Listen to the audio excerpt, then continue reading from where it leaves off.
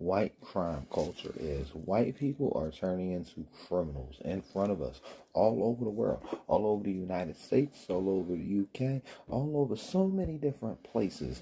And it's like up to you to call out these criminals. When you see these criminals acting like criminals, because the criminals are criminaling. They're like out here ravishing each other. And I don't even know how to really address this at this point. I just know it's getting extra crazy. And if you don't want this stuff to be extra crazy out here, I really don't know what to tell you guys. I don't know what to tell you guys, but I want to expose some stuff because this dude right here, he got his ups and downs or whatever, but we're not talking about this ex-criminal. We're talking about the current criminal. This Texas man was arrested for threatening to shoot up a pride parade as payback for what happened to Charlie Kirk. And I just want to say, if you are somebody who's been speaking... I want to understand something, right? Why do you guys feel the need to go after black people and the LGBTQ when y'all falling victims of white-on-white crime? I just won't understand it. I can't understand it. Because if I was to understand it, then, like, I just don't think it's understandable.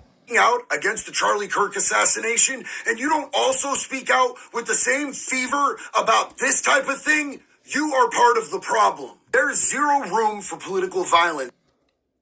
I would have started speaking out about the Charlie Kirk thing, but then y'all motherfuckers came on this joint talking like this dude right here. Like the dude right here, sitting here threatening to do whatever, he is the reason why I snapped out. Because when they was online talking about all this race war and they gonna catch one right now, they didn't do nothing about it. They ain't do nothing until they started targeting pride parades and shit. In a civilized society, and trying to get backs on innocent people is absolutely disgusting. There's absolutely no excuse for this type of behavior, and say it again for the kids on the shore bus. I am just glad that they caught this dude and got him locked away before he could hurt anybody. I don't care if you're Republican, Democrat, Independent, or the wood chipper party like me. We all need to take a stand against the senseless violence in this country. Somebody give me an amen down in the comments. And we got some other crimes that we got to review, guys. We got some other crimes we got to review. Because there's been a lot of crimes going on. So we got something from the Tyler Robinson hearing. See how this goes. Please be seated. Good morning. Court is now in session. Say good morning. What? Did you say crimes in session? Please be seated. Good morning. Court is now in session. Oh, he said court. He said court. Yeah, he definitely said court. I thought he said something different. Calling the case 251403576, State of Utah versus Tyler James Robinson. Counsel, could you enter your appearances, please? Chad Grunander, Jeff Gray, Lauren Hunt, Ryan McBride, and Chris Ballard for the state, Your Honor. Good morning, counsels. Good morning, Your Honor. Kathy Nestor, Michael Burt, and it's crazy, right? The thing that they don't allow cameras in the courtrooms in a place like New York City, but they do allow cameras in courtrooms in a place like Utah. I don't know. This is crazy. I don't know what world I'm living in these guys' days. Richard Novak on behalf of Mr. Robinson. Good morning, Your Honor. Good morning to you all. And to the jail. Do we have Mr. Robinson present? Yes, Your Honor. All right. Mr. Robinson, good morning to you as well. Counsel, as we begin, I have entered orders allowing the admittance of Mr. Michael Burt, Mr. Richard Novak, pro hoc vice, and appointing them along with Ms. Catherine Nestor to be Mr. Robinson's counsel. The court enters findings that the combined experience of So what is this? Just an arraignment? That's what it's seeming like. Let me see. Tyler accused of killing his second court hearing. So is this the preliminary then? Well, I don't know. I don't know Utah law. Somebody got to tag Burner in this joint so we can break this shit down to us. Counsel meets and exceeds the requirements of Rule 8. Counsel, do we have, what would we like to accomplish today?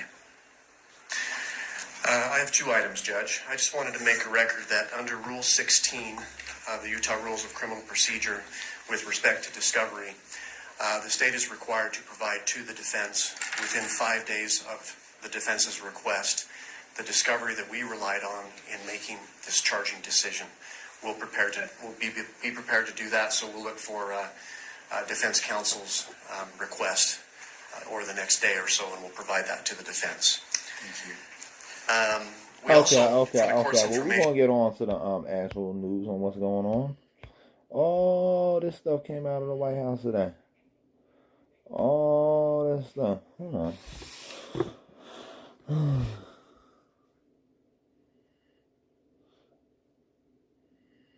Oh yeah, we did some of this. National security. President Trump deploys something.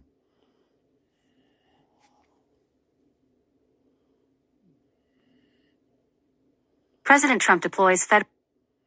What's going on right here? Oh, they talk about the government shutdown again. Social Security could be thrown into chaos. Our veterans could see regional VA offices shut down and support services put on hold. Shutdowns are not good for the economy. Shutdowns cost taxpayers billions of dollars. But this is live right now. Cost the economy billions of credit rating. So are we watching a loop? Families who benefit credit rating. Families who benefit from WIC and other nutrition programs could see benefits halted. If this shutdown continues indefinitely, 39 million Americans will risk not having enough food. They will lose their SNAP benefits. I really feel like most of y'all don't care. I honestly do, though. And it sucks that that's the truth, but I feel like that's the truth. And if you don't feel like that's the truth, bro, I got a bridge to sell you in President Trump deploys federal resources to crush violent radical left terrorism in Portland. The White House. September 30th, 2025. The radical left's reign of terror in Portland ends now, with President Donald J. Trump mobilizing federal resources to stop Antifa-led hellfire in its tracks. While Democrat politicians deny reality, it's obvious what's happening in Portland isn't protest. It's premeditated anarchy that has scarred the city for years, leaving officers battered, citizens terrorized, and property defaced. Since early June, Antifa militants have laid siege to the ICE field office in South Portland. I'm just tired of them calling this shit the ICE. Portland. These lunatics have violently breached the facility by using a stop sign as a battering ram, hurled explosives and other projectiles, burned an American flag, repeatedly assaulted, attacked, and injured officers with pepper spray, rocks, bricks, and trash, doxed officers, berated neighbors, and even rolled out a guillotine. As part of the ongoing siege, ain't that what they say you did like 4 years ago, though, bro? Siege, dozens have been arrested and charged with I'm from the Show Me State. I gotta see this shit. Disgraceful crimes such as arson, assaulting federal officers, and resisting arrest for their part in the mayhem. It's just the latest chapter of... Let me just understand, like, arson is not illegal in these places? Of violence in Portland at the hands of Antifa and the radical left. In May 2024, an Antifa anarchist movement took credit for burning more than a dozen Portland police... Why do I always read anarchists as antichrist? Is all anarchists anarchists and all anarchists antichrist? Police Bureau training vehicles. In May 2022, Antifa members deployed smoke grenades, paint-filled balloons, and fireworks to break up a campaign event for a Republican political candidate. In August 2021, Antifa terrorists violently attacked right-wing demonstrators with explosives and chemical spray. In January 2021, more than 100 Antifa demonstrators attacked Portland police and vandalized property, with some armed with knives and long poles. In October 2020, Antifa terrorists sparked a riot at an Indigenous Peoples Day of Rage event, toppling statues of Abraham Lincoln and Teddy Roosevelt and vandalizing multiple buildings. In August 2020, a self-described Antifa militant shot and killed a Patriot Prayer supporter during a riot in Portland. In 2020, Portland Antifa terrorists led 100 days of carnage and violence in Portland, in which they rioted, looted, burned buildings, bludgeoned federal officers, deployed power tools and commercial-grade fireworks as weapons, and attempted to destroy a local courthouse. In November 2019, an Antifa terrorist was sentenced to 6 years in prison after using a weapon against a conservative demonstrator who suffered blows to the head that the victim claims left him with a concussion and cuts that required 25 staples to close. In June 2019, Portland Antifa terrorists were arrested after assaulting right-wing demonstrators and police with quick-drying cement and bear spray. In August 2018, a Bernie Sanders voter was beaten by Antifa militants for carrying an American flag. In 2017, Antifa terrorists attacked and injured law enforcement and attendees of a pro-Trump free speech rally. In 2017, Antifa threatened organizers of the annual Avenue of Roses parade for including a Republican-themed float, prompting organizers to cancel the event altogether. In 2016, Antifa-led rioting caused more than $1 million in damage in Portland after President Trump's election. News, Wire, Issues, Contact.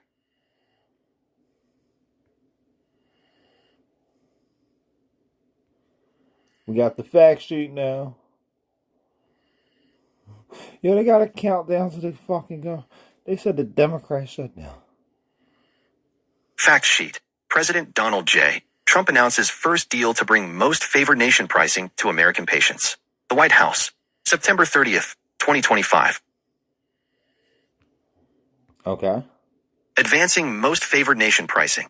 Today, President Donald J. Trump announced the first agreement with a major pharmaceutical company, Pfizer, to bring American drug prices in line with the lowest paid by other developed nations, known as the Most Favored Nation, or MFN, price.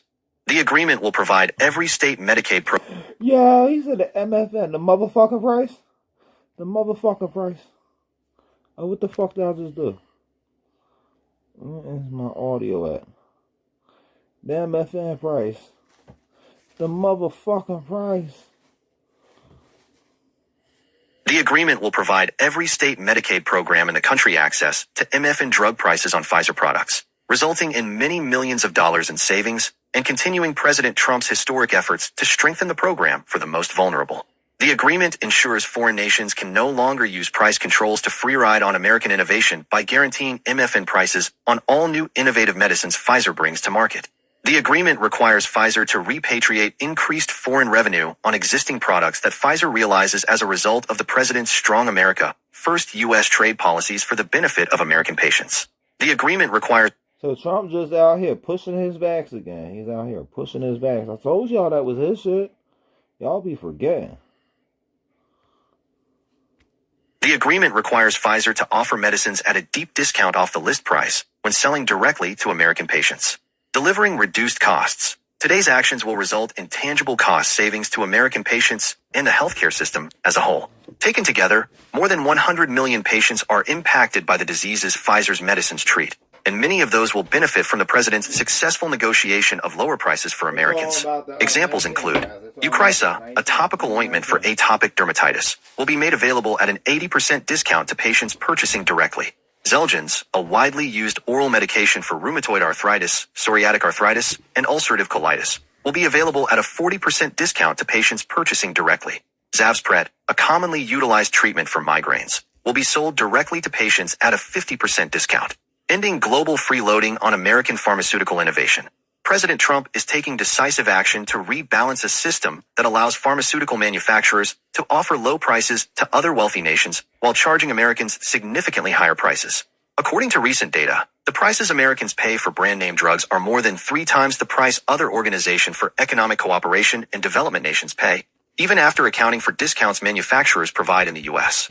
The United States has less than 5% of the world's population. Yet roughly 75% of global pharmaceutical profits come from American taxpayers. Drug manufacturers benefit from generous research subsidies and enormous healthcare spending by the U.S. government. Instead of passing that benefit through to American consumers, drug manufacturers then discount their products abroad to gain access to foreign markets and subsidize those discounts through high prices charged in America. Americans are subsidizing drug manufacturer profits in foreign health systems, both in development and once the drugs are sold.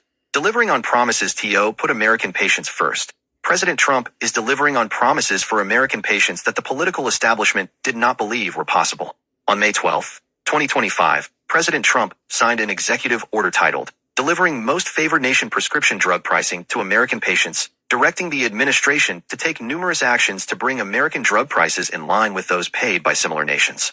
On July 31st, 2025, President Trump sent letters to leading pharmaceutical manufacturers outlining the steps they must take to bring down the prices of prescription drugs in the United States to match the lowest price offered in other developed nations.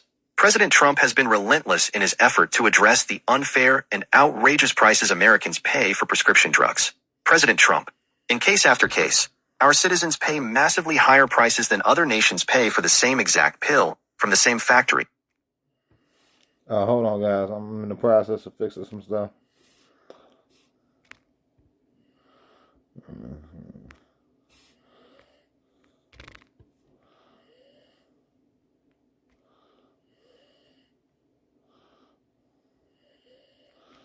I guess that's cool like that, right? Yeah. And I'll grab this on, put it right down here. Make it a little bit bigger. There we go.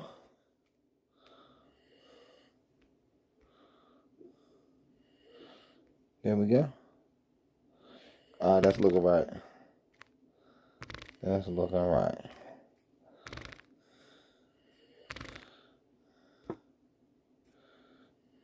Oh. Read aloud again. Factory, effectively subsidizing socialism abroad with skyrocketing prices at home. So we would spend tremendous amounts of money in order to provide inexpensive drugs to another country. And when I say the price is different, you can see some examples where the price is beyond anything. 4 times, 5 times different. News, wire, issues, contact. That's the fact sheet. Yeah. Poll? What's going on with the poll? Do you guys like random polls? Poll. Most Americans say NO as radical left drives Democrat shutdown. The White House. September 30th, 2025. The overwhelming majority of Americans say Democrats should not shut down the government, according to brand new polling from the New York Times. It comes as Democrats insist on shutting down the government over their $1.5 trillion demand to give taxpayer-funded benefits to illegal aliens, subsidize woke public media, and gut funding for rural hospitals, jeopardizing critical funding for veterans, seniors, law enforcement, women and children in need, and many others. It's clear their deranged, radical left base is driving the Democrat shutdown. ABC News, September 29th, 25. This time Democrats see some potential political advantages to a shutdown with their base voters spoiling for a fight. Bloomberg, September 29th, 25. Progressive Democrats are putting party leaders under enormous pressure to show they are willing to fight the Trump administration. Notice, September 29th, 25. With pressure on Schumer from the Democratic base not to cave without concrete concessions reaching a fever pitch, such a deal appears increasingly unlikely. The Hill, September 29th, 25. Democratic senators increasingly see shutting down the government to send a message to President Trump as a political necessity, Democratic aides and strategists say. These frustrated Democrats think they need to do something drastic to push back on the Trump administration and buck up their own demoralized voters. The Washington Post, September 29th, 25. Democrats, cowed by criticism from their left flank about the last spending deal they cut with Trump in March, are adamant there will be no agreement. AP, September 28th, 25. Democrats have suggested they are more willing than ever to allow a shutdown as they face demands from their base voters to fight harder against Trump and the Republican-led Congress. AP, September 27th, 25. The plan is heartily endorsed by many frustrated voters in the base and party activists, some of whom called on Senate Democratic leader Chuck Schumer of New York to resign in March. Business Insider, September 27th, 25. Democrats, under pressure from their base, are eager to use the process to at least demonstrate a willingness to fight. The Guardian, September 27th, 25. Congressional Democrats are under pressure to use their leverage to stand up to Trump and his administration. AP, September 26th, 25. This time it is Democrats who are making demands as they face intense pressure from their core supporters to stand up to the Republican president and his policies. Newsweek, September 26th, 25. Democrats remain under pressure from their base to hold firm. The New York Times, September 26th, 25. Democrats are eagerly showing their base that they are willing to fight. Their base is desperate for them to do something. Axios, September 25th, 25. The stalemate comes after months of Democrats being bombarded with demands and phone calls and at town halls to go all out in fighting the Trump administration. Another House Democrat acknowledged pressure from the base is part of the calculation as the party digs in on their demands. HuffPost, September 25th, 25, many Democratic candidates running to join the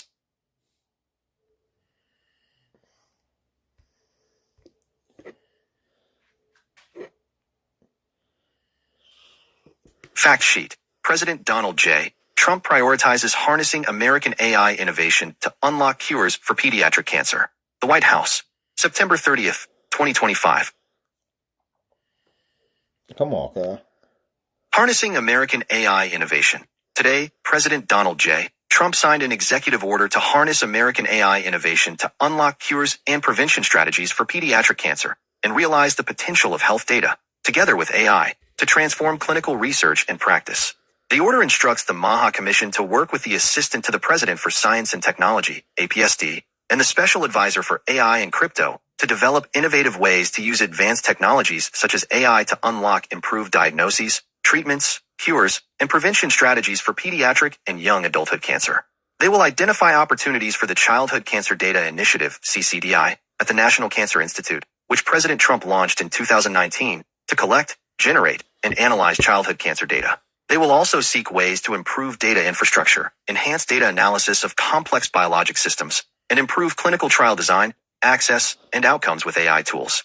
The order also directs increased investment from existing federal funds for the CCDI to ensure that the federal government has the best available data for this initiative and private sector engagement to ensure that advanced technologies, including AI, are used to unlock cures for pediatric cancer to the maximum possible extent. The Secretary of Health and Human Services will fully integrate AI into current work on interoperability to provide data to inform research and clinical trial design in the private sector and academia, while ensuring that patients and parents control their health information. Advancing science that will save lives. President Trump believes it is vital we prioritize investment in AI-enabled science, build world-class scientific datasets, and empower researchers and clinicians with the AI capabilities needed to translate the data into improved care for our children. For too long, we have watched our children and their families battle cancer and its long-term chronic effects while healthcare systems often rely on outdated technologies and can be slow to adopt certain innovations. Pediatric cancer remains the leading cause of disease-related death for children in the United States, and its incidence has increased by more than 40% since 1975. AI has the potential to transform the current... Well, you stop giving pregnant women Tylenol now, right? Your solution? Come on. Care and research approach for pediatric cancer by building on CCDI's foundational data infrastructure, aggregating and generating new data, and using this data to make new discoveries, all secured with appropriate individual privacy protections. Making our children healthy again. President Trump is committed to reversing the chronic disease. So it's mocha? Am I getting this right? Mocha? Mocha. So Trump likes mocha. Disease crisis and building a healthier future for America, starting with our youngest generation. In the president's first term, he established the CCDI to address the critical need to collect, generate, and analyze childhood cancer data. He also signed the Childhood Cancer Star, Survivorship, Treatment, Access, Research Act to advance childhood and young adult cancer research, enhance surveillance, and provide support for survivors and those affected by childhood cancer. In February, President Trump signed an executive order establishing the President's MAHA Commission, tasking the commission with investigating and addressing the root causes of America's escalating health crisis, with an initial focus on childhood chronic diseases. In May, the MAHA Commission released the Make Our Children Healthy Again assessment summarizing what is known and what questions remain regarding the childhood chronic disease crisis. In July, President Trump signed an executive order revitalizing the President's Council on Sports, Fitness, and Nutrition and reestablishing the Presidential Fitness Test, with the aim of fostering a new generation of healthy, active citizens. In July, President Trump released America's AI Action Plan, which called for investing in AI-enabled science and creating high-quality, AI-ready scientific datasets. In September, the MAHA Commission released the Make Our Children Healthy Again strategy, a sweeping plan with more than 120 initiatives to reverse the failed policies that fueled America's childhood chronic disease epidemic. News, wire, issues, crazy. contact, visit. And this is the last one, unlocking cures. And then we're going to lead this into something that Trump's talking about right now. Unlocking cures for pediatric cancer with artificial intelligence. Executive orders. September 30th, 2025. By the authority vested in me as President by the Constitution and the laws of the United States of America, it is hereby ordered. Section 1. Purpose and Policy. My administration is committed to driving innovation to prevent and treat childhood diseases, including through the use of artificial intelligence, AI. Pediatric cancer remains the leading cause of disease-related death for children in the United States aged 1 to 19 years, and its incidence has increased by more than 40% since 1975. As outlined in my joint address to the Congress in March, reversing this trend is one of the top priorities for the Make America Healthy Again, MAHA, Commission established in Executive Order 14212 of February 13th. My dog keeps snoring, so I just figured out a simple solution for you guys, though. I just got to go into my files and put on a little track for the background. I forgot I had background tracks. My bad, I ain't did this in a while. I stopped making actual videos and started making... Oh, why do I have this on the hand? Yeah, get up out of there, man. Taking up 15 gigs of space. Audio files. Now,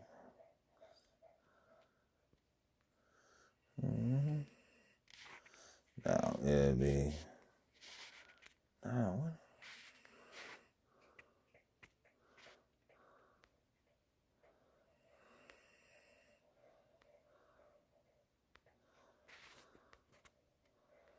Alright, so we should be able to do all these ones.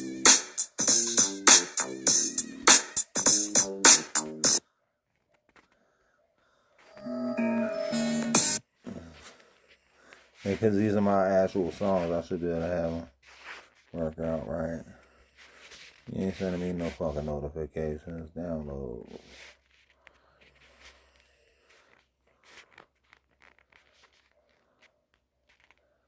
A serious discussion.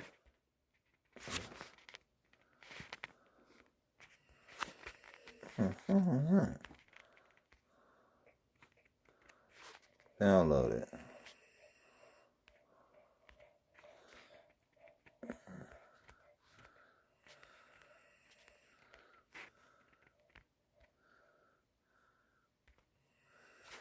Alright.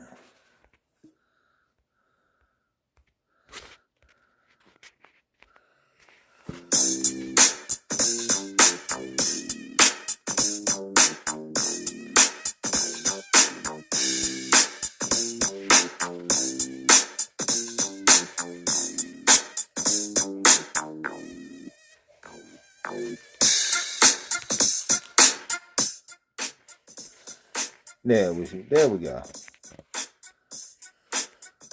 So I think we're about ready. February 13th, 2025, establishing the President's Make America Healthy Again Commission. AI presents an opportunity to more quickly achieve the same. In 2019, my administration created the Childhood Cancer Data Initiative, CCDI, a federal investment in childhood cancer research of $50 million in funding every year for 10 years to address the critical need to collect, generate, and analyze childhood cancer data. The CCDI is building a foundational data infrastructure, aggregating and generating new data, and using this data to make new discoveries. AI can be used to build upon this data initiative to produce meaningful solutions to pediatric, adolescent, and young adulthood cancer. This application of AI has the potential to transform the nation's current care and research approach for pediatric cancer, as well as our healthcare and research infrastructure more broadly. Through use of the rich and multimodal data, secured with appropriate individual privacy protections, to develop early and superior diagnostics, identify cures and optimize treatments, and advance medicine that will save lives. For too long, we have watched our children and their families battle cancer and its long-term chronic effects while healthcare systems often rely on outdated technologies and can be slow to adopt certain innovations.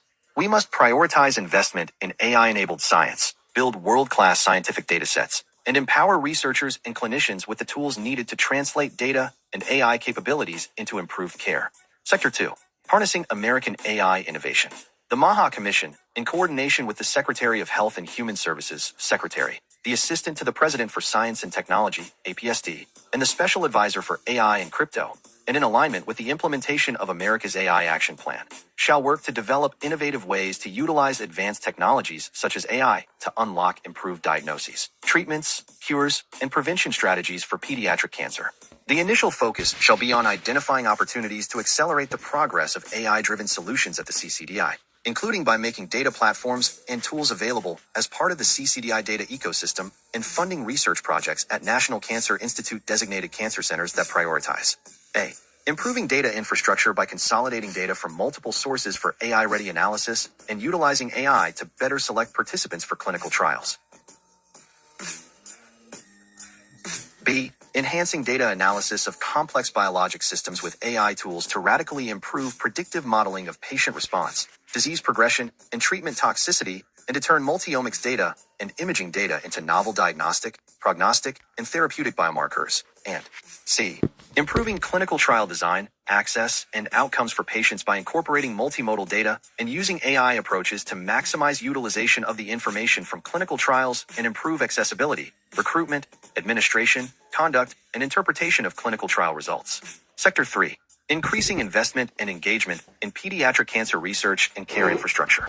The MAHA Commission, in coordination with the Secretary, the Director of the Office of Management and Budget, the Director of the National Institutes of Health, and the APSD, shall prioritize expanding pediatric cancer research and advancements in care by identifying and implementing strategies for A. Increasing investment from existing federal funds for the CCDI and other federal government initiatives that address pediatric cancer, and B.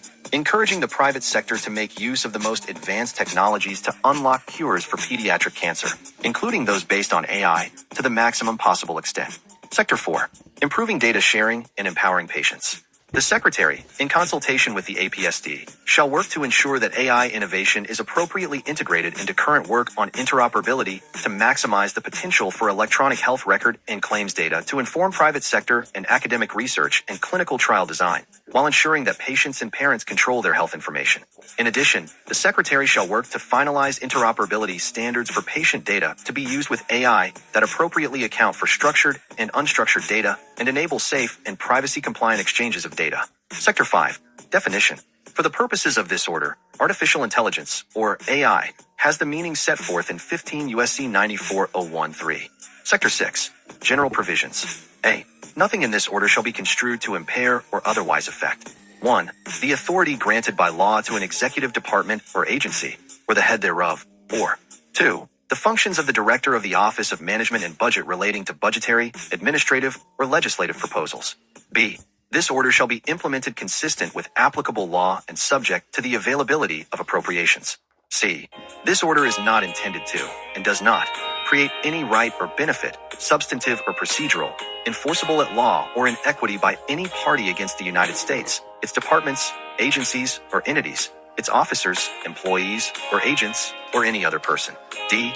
The costs for publication of this order shall be borne by the Department of Health and Human Services. Donald J. Trump. The White House. September 30th, 2025. News. Wire. Issues. Contact. Very strange stuff right there, chat. Very strange stuff. We're moving on to the next segment of this stuff going on right here. It's in February. So that means American children will be going to bed. Oh no, it's this video. This is the video we had planned.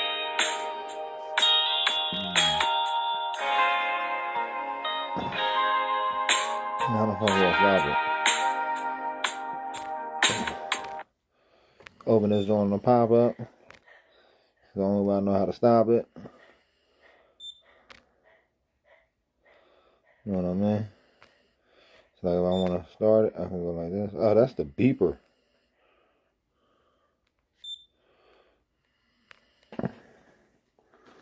Hold on, guys. I gotta get this beeper off here.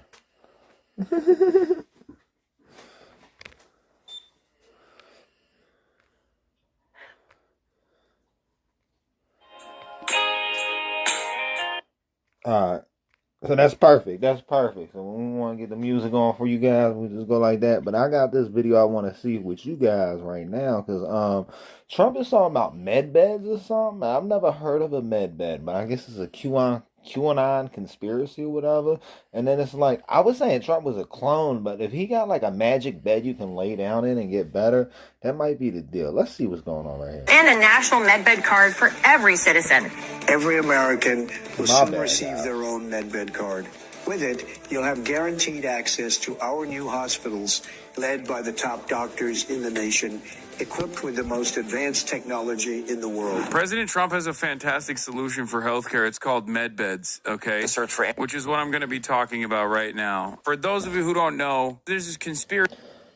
Hassan just ravaged Donald J. Trump. How did Hassan just ravage Donald J. Trump? Because Donald J. Trump been getting online, giving lots of light to QAnon conspiracy theories. And now we're wondering, did Donald Trump really start QAnon? Because they were saying he started it. But then everybody was like, y'all crazy. We don't listen to you guys. But maybe they're not as crazy as we thought. Conspiracy around QAnon circles called medbed. Apparently, QAnon, like desperate QAnon conspiracists, believe that there is like this magical medbed thing that actually cures cancer. And the reason why I say it's desperate is because they like think that there is. So for any of you guys that don't know what QAnon is, think like Steven Crowder viewers. You know what I mean? Like Father Weird and fucking the little racist boy Nick, like them undercover racists or whatever, like the dirty dude. There is this kind of like medical bed that can help their immediate families. Clearly, some of them have like really desperate family members or themselves are desperate. Anyway, this has been circulating around QAnon conspiracy theorist circles for quite a while. And last night, Donald Trump basically made those guys go completely insane mode. Here it is. On the 9th of September 27, Trump tonight appears to have pushed the false medbed conspiracy theory, which has spread in far-right internet over the years. Now, the reason why I think this is insane is not only because this is not real, it's not something that is readily available with current modern-day technology, but also the fact that this is an AI video that actually features AI President Donald Trump. And I know a lot of y'all be hating on this dude, and that's the reason why I gave him a few chances to listen to him. And I still can't see what y'all hating on him for. I don't hear him being half as violent as I'm hearing as the MAGA dudes or whatever. And half of the stuff I hear everybody hating on this dude for, I've seen MAGA do or worse. So I'm like, are you mad because he's like a more conservative Democrat dude? Because that's all I'm really seeing now. He say he's socialist, but you just gotta listen to him. An AI Laura Trump in a fake AI Fox News article. Donald Trump is reposting an AI initiative that he signed into law in AI world. Breaking now. President Donald J. Trump has announced a historic new So is that the AutoPad? Is that an AutoPad signature right there? healthcare system, the launch of America's first medbed hospitals, and a national medbed card for every citizen. Every American will soon receive their own MedBed card. With it, you'll have guaranteed access to our new hospitals led by the top doctors in the nation, equipped with the most advanced technology in the world. These facilities are safe, modern, and designed to restore every citizen to full health and strength. So this works. Can we just make AI pass a budget then and pretend they're Congress? This is the beginning of a new era in American healthcare. In this first phase, only a limited number of medbed cards will be released. Registration details will be announced very soon. Which leads people to question, did Donald Trump think that he actually did this? Like, does Donald Trump think that medbed is a real thing? Does Donald Trump personally believe that he actually signed into law a medbed initiative? He, of course, deleted it. I still don't think Donald Trump knows what he believes.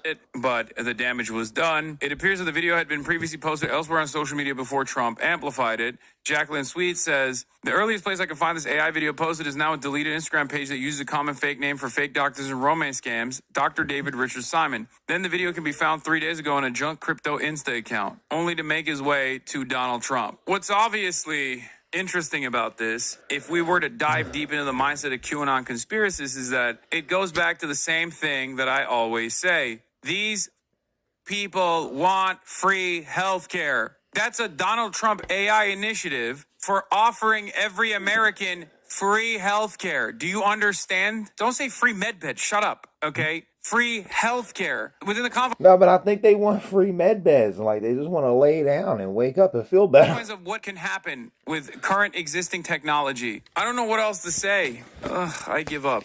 That's the president. That's what he's posting. Did we talk about the bone glue yet? No. Yeah, I gave up way longer than you gave up, but I don't know. It seems like he's still kind of like tuned in or whatever. I feel like he might be like a little secret Trump supporter or whatever, and I'm like recently like fuck this dude. I don't like him no more. And I'm not talking about Hassan. Hassan, he a decent dude or whatever. At least in my opinion. You guys might not like him, but I don't have to like everybody you like. I don't like Steven Crowder, and I don't like the dirty dude they just put in the dirt. Know what I mean? Pitchers duel derailed after Fried's exit as Yanks drop Game 1. Brian Hawk. At Brian Hawk. New York. Max Fried and Garrett Crochet delivered the duel that had been promised for Game 1 of the American League Wild Card Series. Two of the finest at their craft squaring off under a playoff stage, adding another tense chapter to the Yankees-Red Sox rivalry. Early on, the home team seemed to play every card correctly.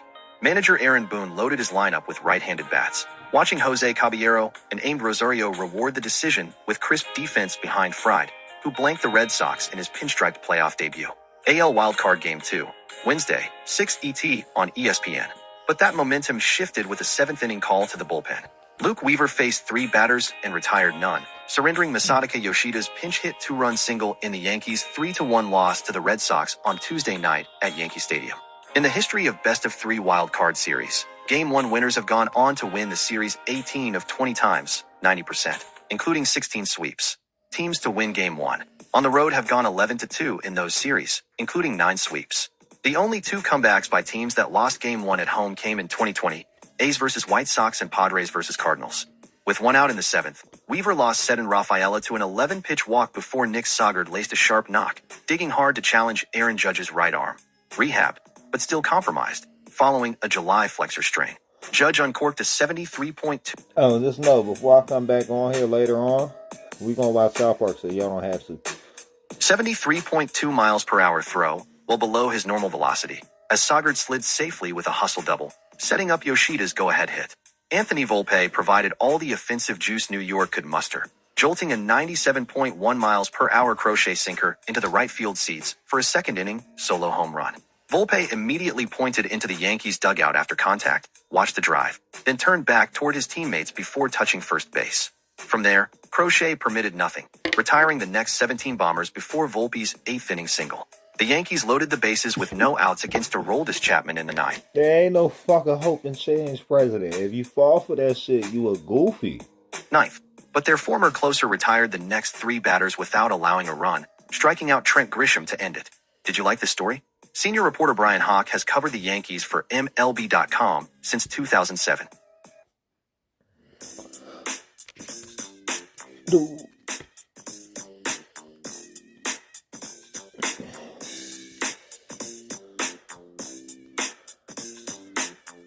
Trump RX.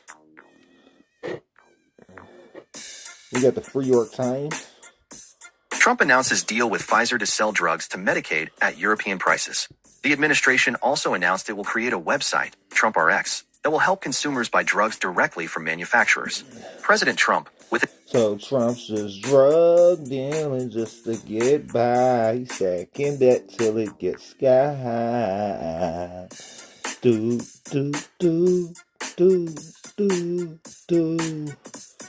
He wanted to just be president 45, but with administration officials and Pfizer's chief executive, Dr. Albert Bourla, third from left, during the announcement from the Oval Office on Tuesday. Credit Pete Maravich for the New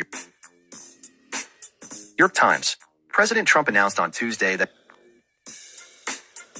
his administration had taken a concrete step toward his long-held goal of equalizing prescription drug prices between the United States and other wealthy nations. The drug maker Pfizer agreed to lower the prices it charges to state Medicaid programs for many of the drugs the company currently sells. Mr. Trump and Dr. Albert Bourla, Pfizer's chief executive, announced in an Oval Office news conference.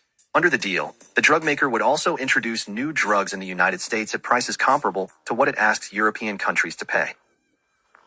In a phone call with reporters later on Tuesday, senior administration officials said they had reached similar agreements with other drug manufacturers, but did not name them. Mr. Trump heralded the deal as a breakthrough. We're ending the era of global price gouging at the expense of American families, he said.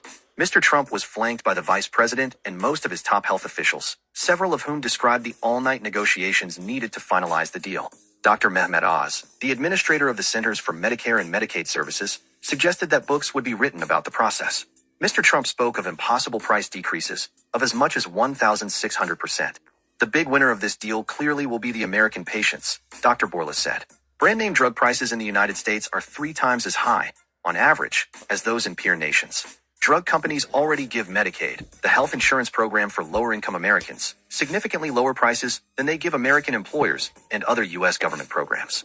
Administration officials said that the new prices in the United States would be benchmarked against those offered in Canada, France, Germany, Italy, Japan, Britain, Switzerland, and Denmark. The officials did not specify which Pfizer drugs would be priced lower for Medicaid, but they said almost all the drugs Pfizer makes would be included. Pfizer's best-selling drugs include the blood thinner Eliquis, the cancer drugs Ibrance and Standy, and the COVID treatment Paxlovid. Under the plan, Medicaid programs could see significant savings, though it is not clear how much, because their prices are generally secret. Medicaid patients, who pay very little for prescriptions themselves, are unlikely to be directly affected. Pfizer has not agreed to cut the prices it currently offers to employers, private insurers, and other government programs, like Medicare. Mr. Trump's announcement comes on the eve of a government shutdown. Democrats have been insisting that they will not support a bill to fund the government unless Republicans subsidize the cost of Obamacare insurance premiums and reverse recent cuts to Medicaid funding. Democratic lawmakers held numerous public events on Tuesday assailing Republicans for raising Americans' healthcare costs. Mr. Trump described his announcement, also related to healthcare affordability, as more significant than what Democrats are requesting. In the news conference, the officials also announced they will create a new website, TrumpRx, where Americans will be able to use their own money to buy drugs directly from manufacturers, while sidestepping health insurance. The website, which is still under construction, will go online next year, senior administration officials said, and will include links to direct-to-consumer websites from many major pharmaceutical companies. The model is already widely used for popular obesity drugs from Eli Lilly and Novo Nordisk, which are often not covered by insurance. The idea behind these offerings is to offer the drugs directly to patients at about the same rate that employers and government programs pay after accounting for discounts. Patients often pay using their own money, but they can also sometimes go through insurance, as with Eli Lilly's site. Pfizer said in a news release that its direct-to-consumer sales would include widely used primary care drugs and some more expensive specialty medicines, offering them to patients at a discount as high as 85% off the sticker price and, on average, half off the sticker price. Using insurance, many patients already pay very little out of pocket for these drugs, so it is not clear how many patients would benefit. Among the drugs expected to be offered on Pfizer's site are Duavie, used by women to reduce hot flashes, Eucrisa, for skin problems, and Tovias, for an overactive bladder. In the last few days, the drug makers AstraZeneca, Novartis, and Boehringer Ingelheim have announced direct-to-consumer sales programs for drugs to treat conditions like lung problems and arthritis. Bristol Myers Squibb recently announced a similar program for the blood thinner Eliquis, which it markets with Pfizer. The products being picked for the direct sales programs have not so far included the most expensive drugs for cancer and other conditions, which can cost hundreds of thousands of dollars a year. The programs are partly aimed at reducing the influence of giant middleman companies known as pharmacy benefit managers, which can profit on the difference between a drug's sticker price and the final price after discounts are taken into account. In recent weeks, some other companies, like Eli Lilly and Bristol Myers Squibb, have announced moves that would align their sticker prices in European countries with those in the United States for a few specific products. But none has announced an agreement as broad as the Pfizer deal announced on Tuesday. In both the United States and Europe, drug prices are set through a complex series of negotiations that result in confidential rebates that lower the final price that government programs and American employers pay. Administration officials said they would push for drug makers to match their U.S. and European prices even after the rebates were taken into account, a much more ambitious proposal than simply aligning initial sticker prices. The administration did not explain how that would work. A central reason that European governments receive bigger discounts is that they are more willing to walk away from negotiations if a price is too high, denying their citizens coverage of the medications. During Tuesday's announcement, Mr. Trump and the federal health officials said nothing about a threat they have been dangling for months, forcing drug makers to lower their prices through executive action. In an executive order signed in May, Mr. Trump said the administration would propose a rulemaking plan to mandate lower prices if voluntary compliance failed. Last week, the administration published, deleted, and then republished a federal notice signaling plans to use regulation to lower drug prices. While Mr. Trump's announcement Tuesday was focused on lowering drug prices in the United States, other recent policy announcements could cut in the opposite direction. Last week, Mr. Trump announced that he would impose a tariff of 100% on certain imported brand-name medicines. Drugs imported from the European Union, as many are, would be taxed at a lower rate of 15%. Drug makers could apply for tariff exemptions for drugs they make in factories they are building in the United States. Dr. Borla said his company had been assured that it would receive a 3-year grace period to avoid the tariffs because it is building and expanding factories in the United States. Pfizer already does some manufacturing in the United States, but also has significant production in Europe. An administration official said more details on the tariffs would follow as soon as this week. Drug pricing experts said they did not expect the tariffs to steeply raise prices for the industry's biggest blockbusters, though they said more niche products could see price increases as a result.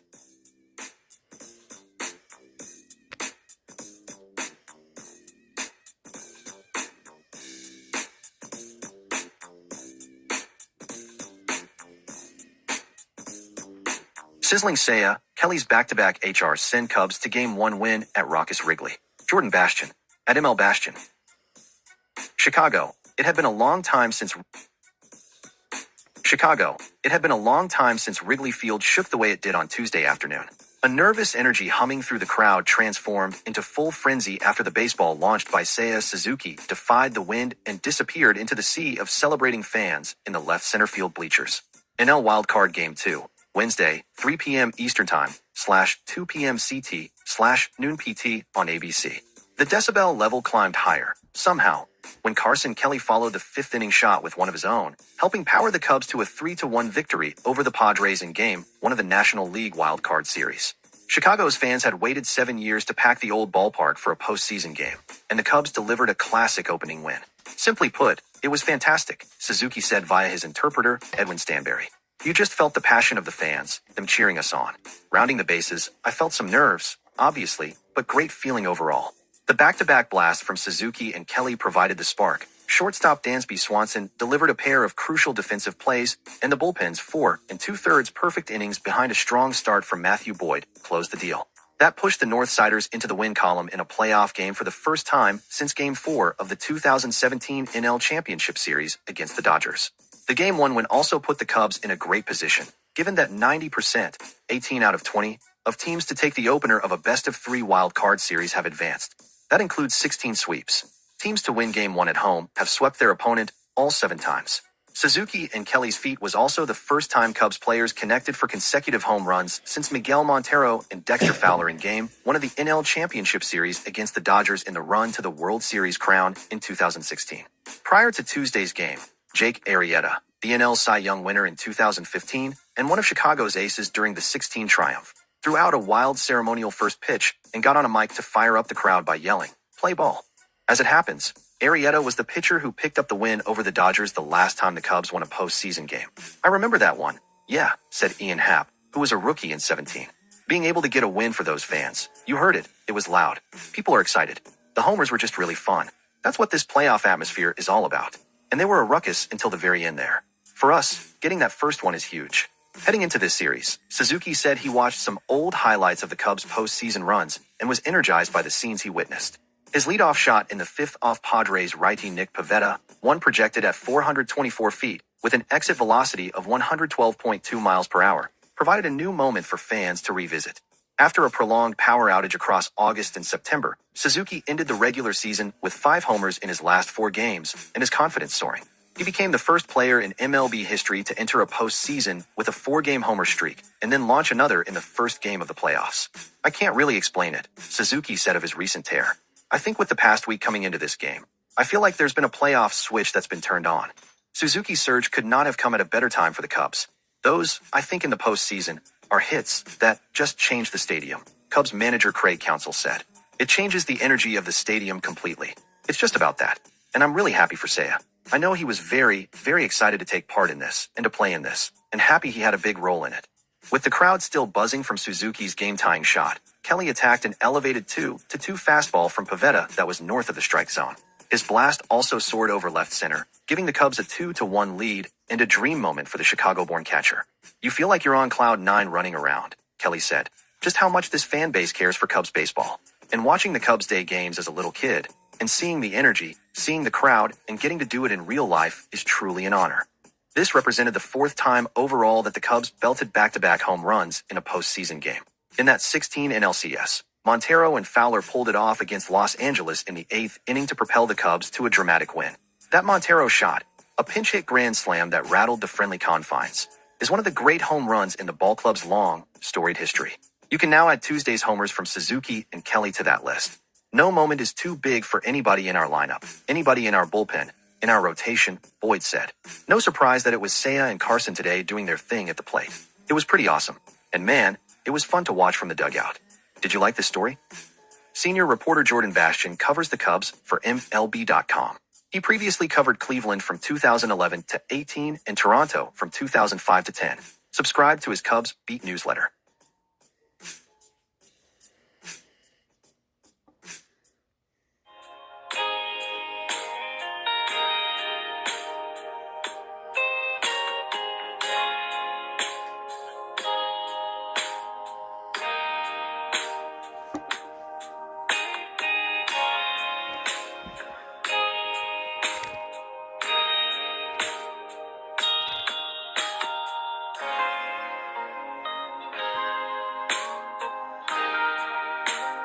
(2025) MLB Playoffs, Schedule, Postseason Bracket, Standings. The 2025 MLB Playoffs are rolling along. Entering Sunday's Game 162, there were still 2 division titles and 1 wildcard spot up for grabs. The National League playoff picture was mostly set, though the New York Mets and Cincinnati Reds were fighting for the final wild card. Both lost their respective games Sunday, so the Reds secured their spot in October via a tiebreaker. In the American League playoff picture, both the AL East and AL Central titles were undecided Sunday.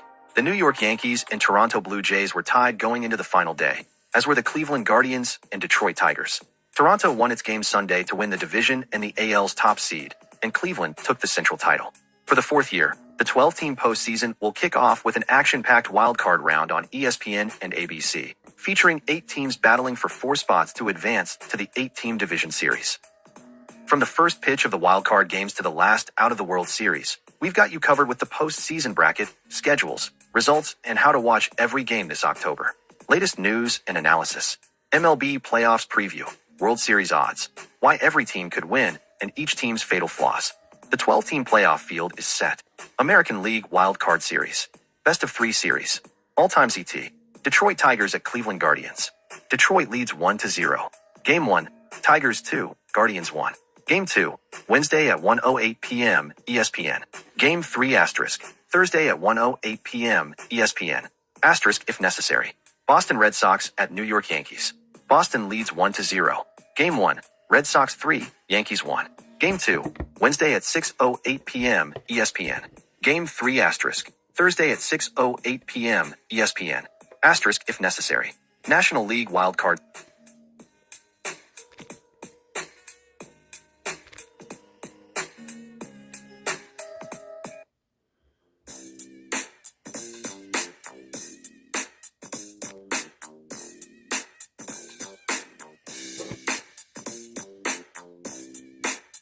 Kylian Mbappe bags.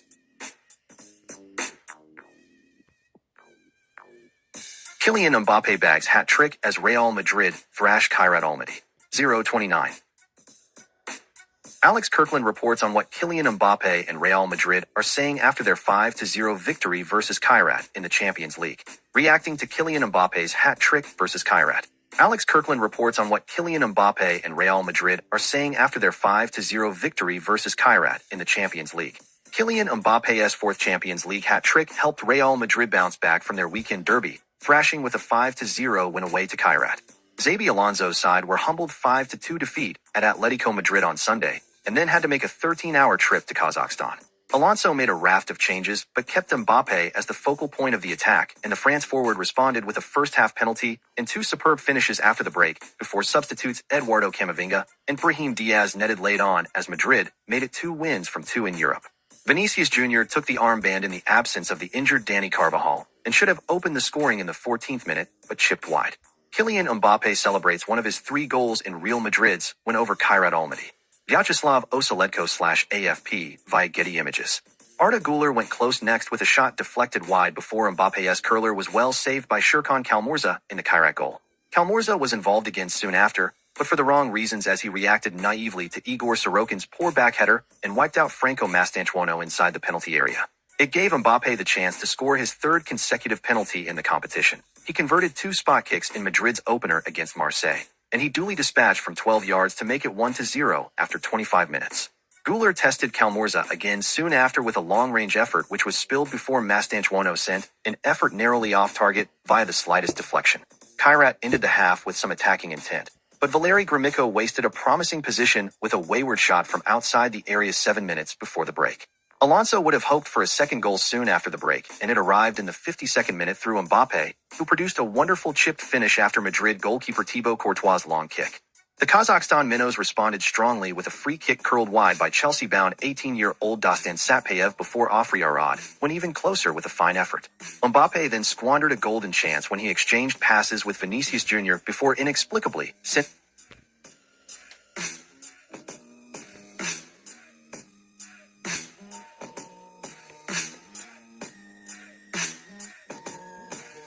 Trump gave the military's brass a rehashed speech.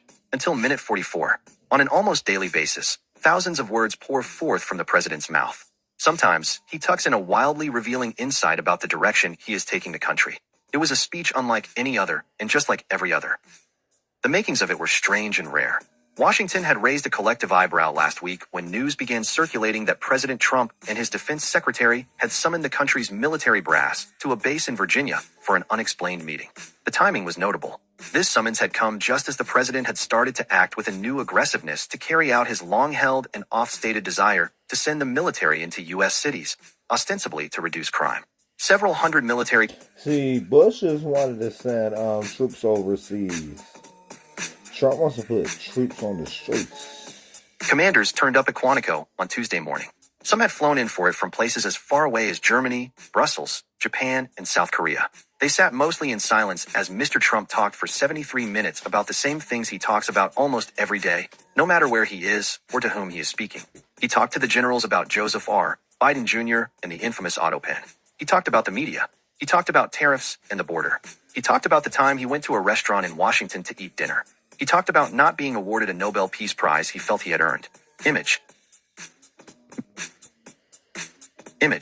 Mr. Trump repeated a litany of complaints during his 73-minute speech. Credit, Doug Mills / the New York Times. These were pretty much the same things he talked about a day earlier while standing next to Prime Minister Benjamin Netanyahu of Israel. In the state dining room at the White House, which were the same things he talked about at Charlie Kirk's memorial service in Arizona, which were the same things he talked about at Windsor Castle and at Chequers in England. But if the generals were paying attention during minute 44 of the president's speech Tuesday, they would have heard the fleeting but unmistakable sound of something new, something different. It was at that moment that the president recounted a conversation with his defense secretary. "I told Pete, we should use some of these dangerous cities as training grounds for our military. We should use some of these dangerous cities as training grounds for our military," the President of the United States said. On an almost daily basis, thousands of words pour forth from the president's mouth. Sometimes, he tucks in a wild insight about the direction he is taking the country. It can be hard to discern these moments for what they are. Partially that's because we hear from Mr. Trump so often. He is on TV constantly. But it's also because, in his second term more than ever, he has become so devoid of context. He seems unwilling or unable to modulate based on his audience, his setting, or his circumstances. Image. High-ranking officers and NCOs flew in from commands all over the world for the meeting. Credit, Doug Mills / the New York Times. If there had been any point to dragooning all those high-powered military commanders from around the country and the world to Virginia on Tuesday, it wasn't exactly clear from Mr. Trump's speech what that might have been. He would occasionally slip in observations or references that were more on topic, but these flights from his usual refrain seemed almost beside the point, if indeed there was one. "I think we should maybe start thinking about battleships," he said at one point. "By the way, the B-2 bombers were incredible," he said at another point. He mentioned that he used to love watching Victory at Sea, the old black and white television series about World War II. There is also the matter of his delivery. It has become harder to perceive the occasionally revealing things the president says, like Tuesday's admission that he saw American cities as training grounds for troops, because of the way he sometimes says them. For a 79-year-old, he's often shown a great deal of energy, but he seemed a bit sapped Tuesday. As his remarks went on, his voice took on a more monotonous quality. A day earlier, when he spoke at the White House while standing beside Mr. Netanyahu, Mr. Trump sounded out of breath at times. Image. Toward the end of his speech to the largely stoic crowd, Mr. Trump's voice became more monotonous. Credit, Doug Mills / the New York Times. Even though Tuesday's speech was not so different from all the others, he still seemed intent on winning over his audience with it. "I've never walked into a room so silent before," he said as he began. He acknowledged that members of the military were not meant to act like partisans, but told the crowd not to be concerned with such customs. "Just have a good time," he instructed. "And if you want to applaud, you applaud. And if you want to do anything you want, you can do anything you want." He told the brass, "You just feel nice and loose, okay?" Eric Schmidt contributed reporting.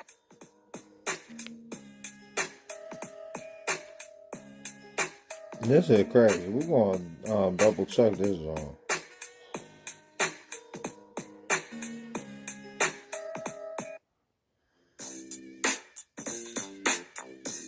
Trump calls for using U.S. cities as a training ground for military in unusual speech to generals. Play button follow live updates on President Donald Trump and his administration. Quantico, Virginia, AP.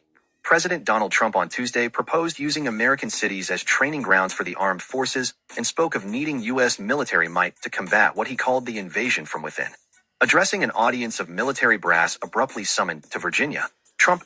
The fuck is this invasion he talking about from within, though? Like, dude really lost his mind recently.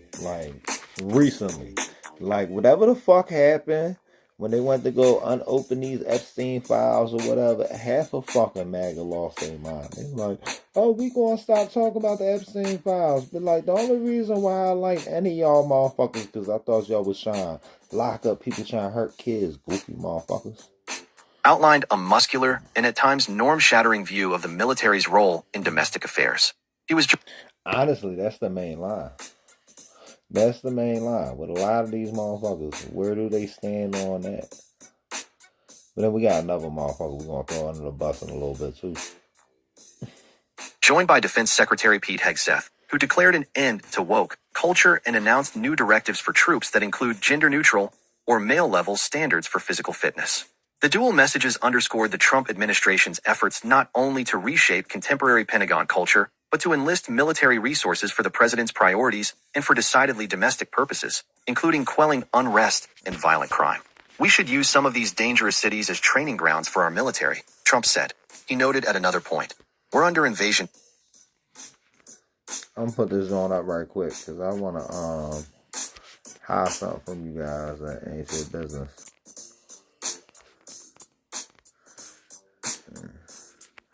Yeah, we're going to get rid of that. And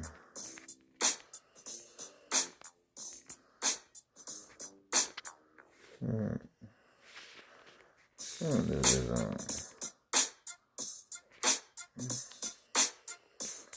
and this one to go to. I'm just trying to get my phone back to like a cooler temperature. So I can plug this on now. There we go. Invasion from within. No different than a foreign enemy, but more difficult in many ways because they don't wear uniforms. After calling hundreds of military leaders and their top advisors from around the world to the Marine Corps base in Quantico, Hegseth largely focused on long-used talking points that painted a picture of a military hamstrung by woke policies. He said military leaders should do the honorable thing and resign if they don't like his new approach. Though meetings between military brass and civilian leaders are nothing new, this gathering had fueled intense speculation about its purpose given the haste with which it was... See, I just want to do a quick mic check to see if I speak up would I do anything, and maybe if I turn this down a little bit more, maybe it had to do something. Called and the mystery surrounding it. The fact that admirals and generals from conflict zones were summoned for a lecture on race and gender in the military showed the extent to which the country's culture wars have become a front and center agenda item for Hegseth's Pentagon, even at a time of broad national security concerns across the globe. We will not be politically correct. Trump is accustomed to boisterous crowds of supporters who laugh at his jokes and applaud his boasting. But he wasn't getting that kind of soundtrack from the military leaders in attendance. In keeping with the non-part... Oh, wrong button. Trump calls for using U.S. cities as a training ground for military in unusual speech to generals. Play button follow live updates on President Donald Trump and his administration. Quantico, Virginia, AP. Cool. President Donald Trump on Tuesday proposed using American cities as training grounds for the armed forces and spoke of needing U.S. military might to Maybe I can put myself on here somewhere. QR code, 3D avatar, image, web.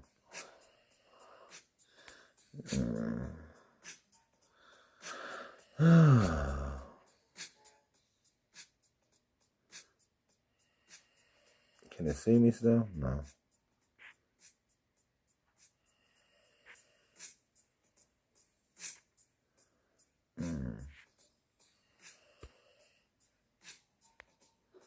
Let's go right back over here.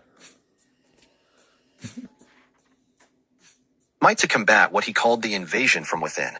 Address. Yeah, this shit crazy. I don't know what the fuck they talking about. We back on the government shutdown. Let's see what's going on with the government shutdown. We'll be doing the government shutdown for a little bit, guys. For a little bit.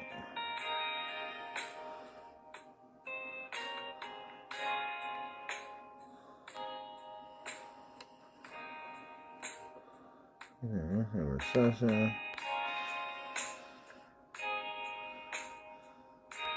Latest. Government shutdown with the live updates. How many live updates we got? I told you I'll fix that shit next time, B. Cool.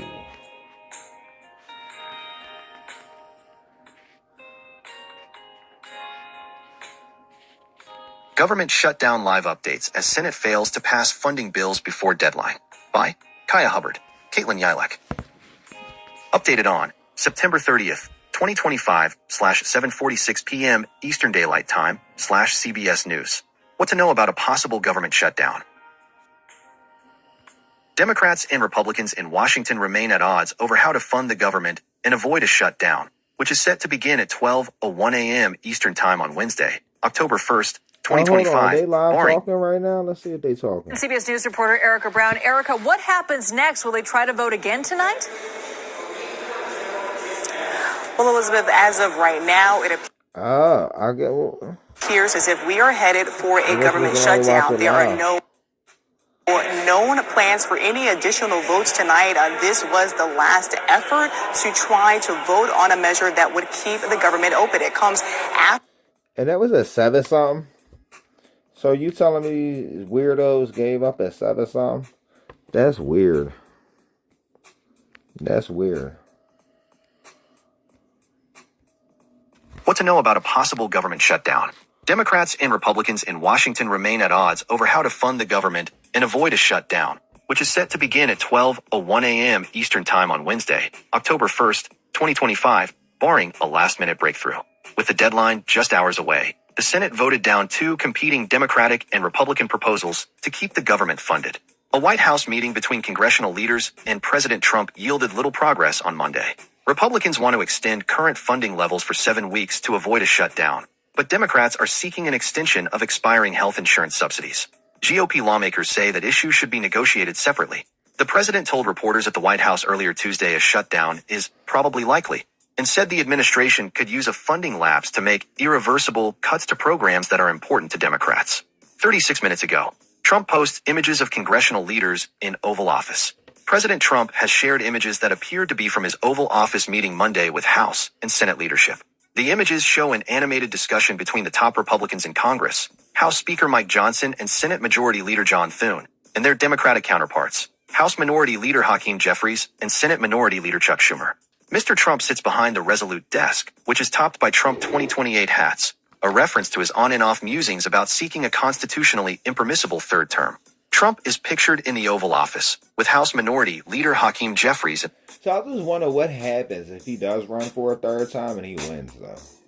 In the foreground, White House. From left to right, Senate Majority Leader John Thune, House Speaker Mike Johnson, and Senate Minority Leader Chuck Schumer. White House.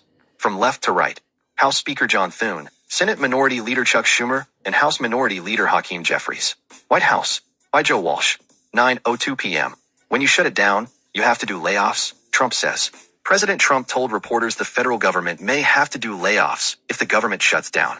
The Democrats want to shut it down, and so when you shut it down, you have to do layoffs, he told CBS News senior White House correspondent Wei Zhejiang in an Oval Office event before the Senate rejected 2 bills to keep the government open. So we'd be laying off a lot of people that are going to be very affected. And they're Democrats. They're going to be Democrats.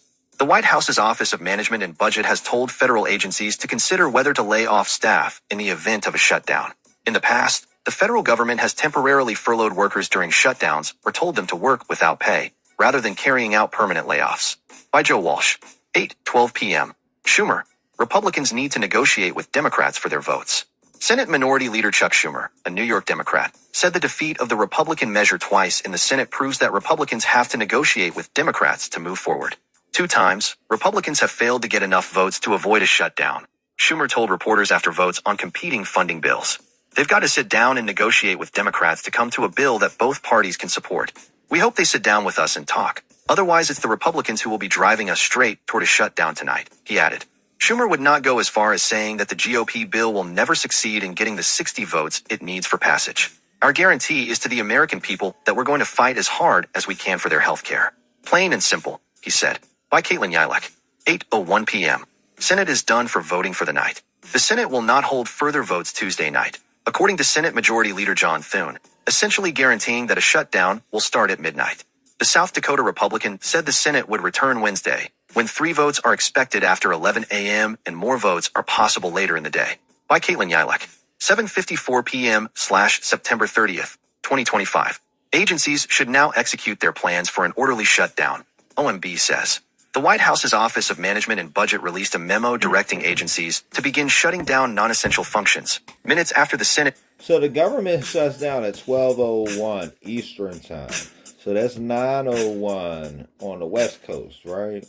So that means there ain't going to be no police or nothing at the 9:01 out there in California. And there already really isn't police as it is now. And you guys won't have police back until 11 a.m. Eastern Time, which would be 8 a.m. y'all time. But I don't know if it even matters out there. Senate voted down measures to keep the government open. President Trump supports passage of H.R. 5371, but it is now clear that Democrats will prevent passage of this clean CR prior to 11:59 p.m. tonight and force a government shutdown. The memo said, referring to the GOP proposal that has passed the House, but has not made it out of the Senate. As such, affected agencies should now execute their plans for an orderly shutdown. It is unclear how long Democrats will maintain their untenable posture, making the duration of the shutdown difficult to predict, it said. By Caitlin Yilek. 7:45 p.m./September 30th, 2025. Thune suggests more Democrats could flip to supporting. I just need this bus money, bro. You gotta give me money for the bus. Supporting GOP bill. In remarks at the Capitol after the votes, Senate Majority Leader John Thune, a South Dakota Republican, called on Democrats to break with their party to support the GOP bill. Democrats may have chosen to shut down the government tonight, but we can reopen it tomorrow, Thune said. All it takes is a handful of Democrats to join Republicans to pass the clean, nonpartisan funding bill that's in front of us. Thune indicated some conversations were happening with some Democrats who are very unhappy with the situation that they're in. He pointed to the 3 Senate Democrats who voted in favor of the GOP bill, saying, tonight was evidence that there was some movement there. 5 more Democrats would need to vote in favor of the bill for it to pass. I really hope that some of them will join us to reopen the government, he said.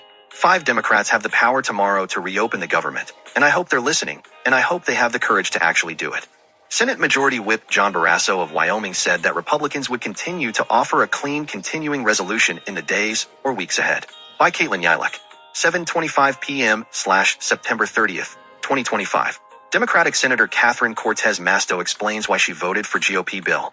Senator Catherine Cortez Masto of Nevada, one of 3 Democratic senators to break with her party to support the GOP funding bill, said she did so because a shutdown would hurt Nevada families and hand even more power to this reckless administration. President Trump and congressional Republicans are already hurting Nevadans who are dealing with high costs, an economic slowdown, and a looming healthcare crisis. This administration doesn't care about Nevadans, but I do, she said in a statement. We need a bipartisan solution to address this impending healthcare crisis, but we should not be swapping the pain of one group of Americans for another. Cortez Masto voted against the GOP bill earlier this month. By Caitlin Yilek. 7:21 p.m./September 30th, 2025. GOP government funding bill fails in Senate, paving way for shutdown. The Republican measure to fund the government for 7 weeks stumbled for a second time in the Senate, making it all but certain that the government begins to shut down at midnight. The bill failed in a 55-45 vote. Democratic Senators John Fetterman of Pennsylvania, Catherine Cortez Masto of Nevada, and Angus King of Maine, an independent who caucuses with Democrats, supported the measure. Earlier this month, Fetterman was the only Democrat to vote in favor of the measure. Republican Senator Lisa Murkowski of Alaska, who voted against the bill earlier this month, also voted in favor this time. Senator Rand Paul of Kentucky was the sole Republican no vote. By Caitlin Yilek. 6:44 p.m. / September 30th, 2025. Senate votes again on House-passed GOP measure to prevent shutdown. The Senate is voting for a second time this month on a GOP measure to keep the government funded until November 21st.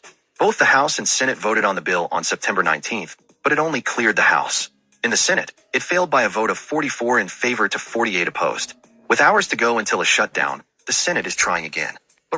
So I don't know if you guys watched South Park tonight yet or not. I haven't got to watch it yet. But I feel like Trump might have proposed the same. So wouldn't that be a Trump marriage proposal? That's crazy. Republicans will need at least a handful of Democrats to come on board to hit the 60 vote threshold it needs to pass. By Caitlin Yilek. 6:34 p.m. / September 30th, 2025. Democrats measure to keep government open falls.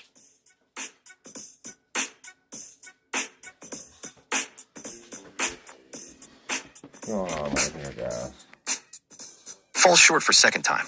As expected, the Democrats' counterproposal to keep the government open fell short of the 60 vote threshold needed for passage. It failed in a party line vote of 47 in favor to 53 opposed. By Caitlin Yilek. 5:48 p.m. / September 30th, 2025. Senate voting on Democrats' bill to keep government funded. The Senate has begun voting on a counterproposal from Democrats to keep the government open through October, several weeks shorter than the House-passed Republican measure. It also would make permanent the enhanced tax credits for people who buy health insurance through the Affordable Care Act marketplaces. It's a non-starter for most Republicans. The vote is expected to fall short of the 60 vote threshold, as it did on September 19th. By Caitlin Yilek. 5:46 p.m. / September 30th, 2025. Murkowski says she will now support House-passed bill. Republican Senator Lisa Murkowski of Alaska said she will now vote in favor of the GOP bill to avert a shutdown that passed the House earlier this month. I don't think we will have a different outcome than what we saw 10 days ago, she said, referring to an earlier vote on the measure that Murkowski voted no on. There's going to be a little bit of a different outcome because I will support the House bill. The GOP's measure would extend government funding until November 21st. Murkowski said she is changing her vote because time has run out to negotiate. I had objected to it last time because I thought with 10 days left, we should have enough time to perhaps negotiate something that was actually going to get us to 60 votes, she said.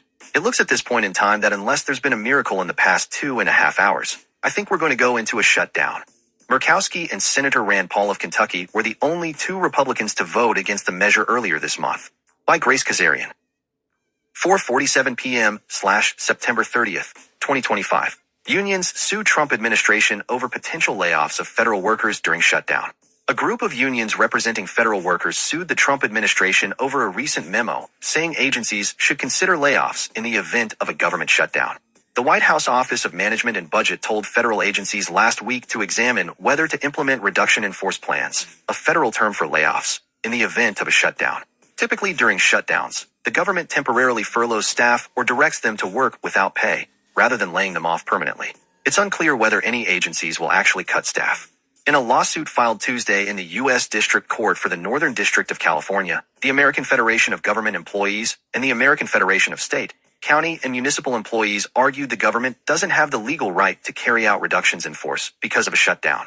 These actions are contrary to law and arbitrary and capricious, and the cynical use of federal employees as a pawn in congressional deliberations should be declared unlawful and enjoined by this court, the lawsuit read.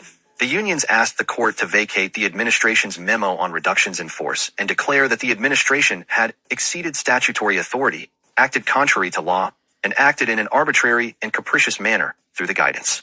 By Joe Walsh.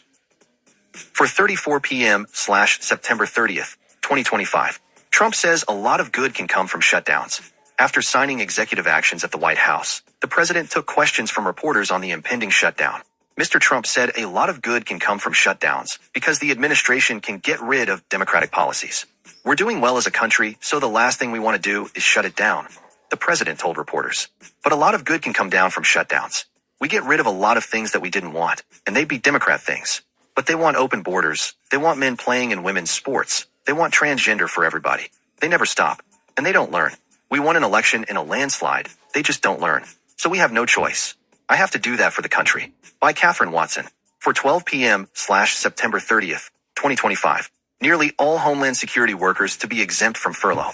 The vast majority of Department of Homeland officials will be exempted from furlough if the government shuts down, according to the department's plans.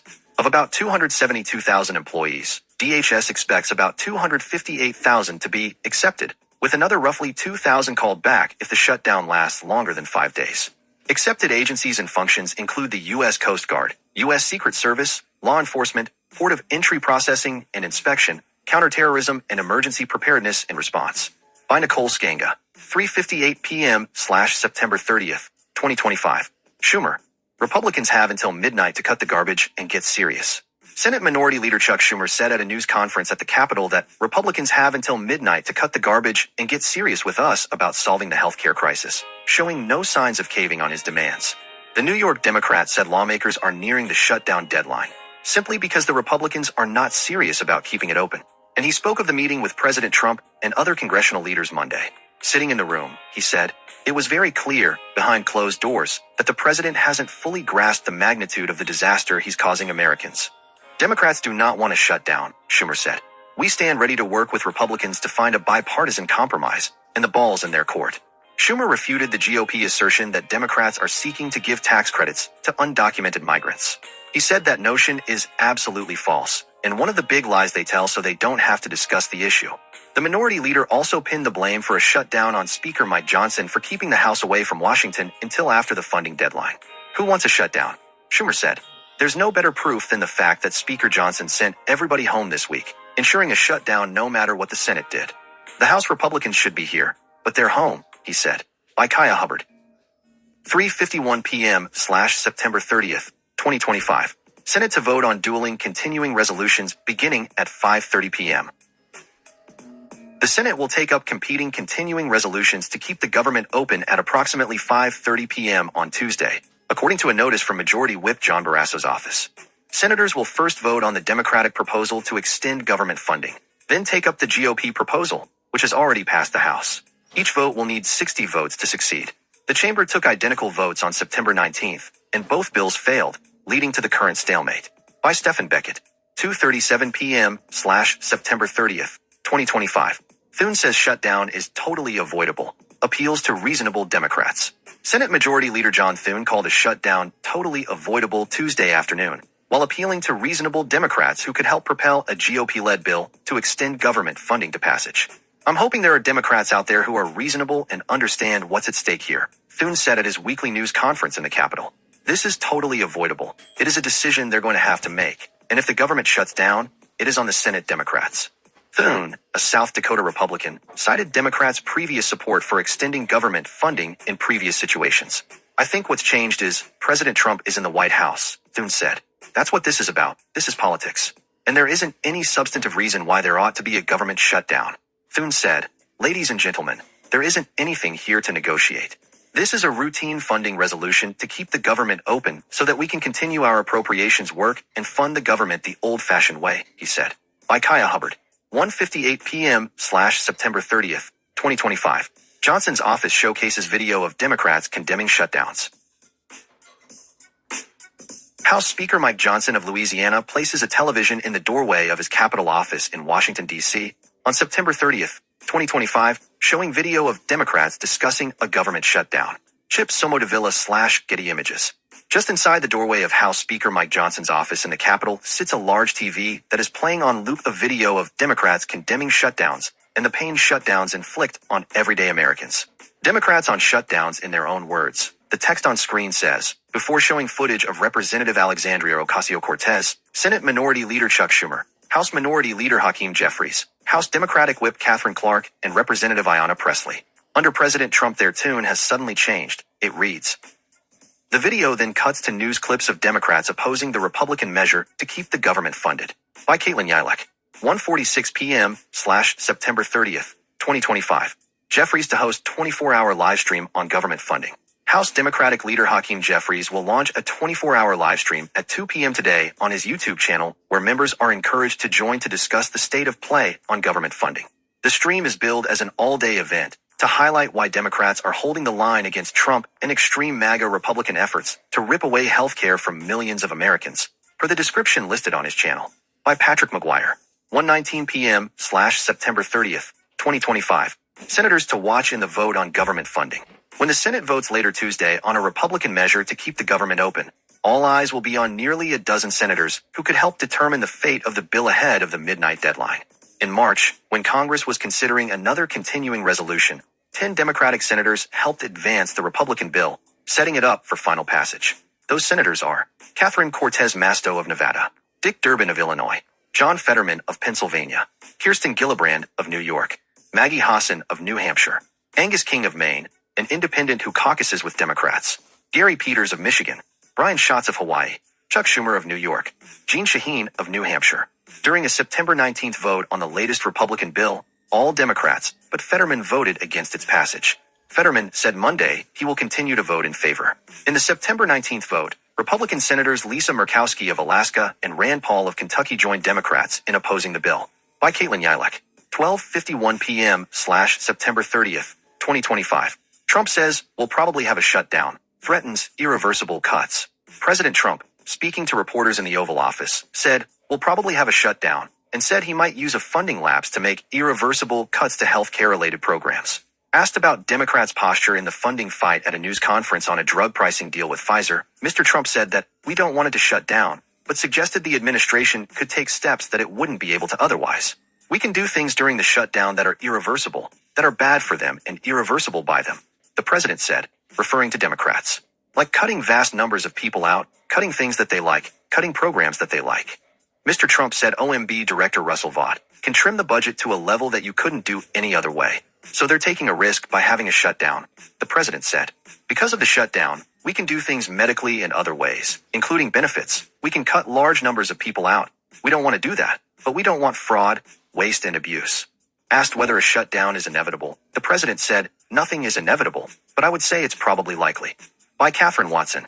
12:26 p.m. September 30th, 2025. CBO estimates 750,000 employees could be furloughed and shut down, costing $400 million a day. The Congressional Budget Office estimated on Tuesday that about 750,000 federal employees could be furloughed under a government shutdown, and the total daily cost of their compensation would be around $400 million. Furloughed employees receive back pay at the end of shutdowns.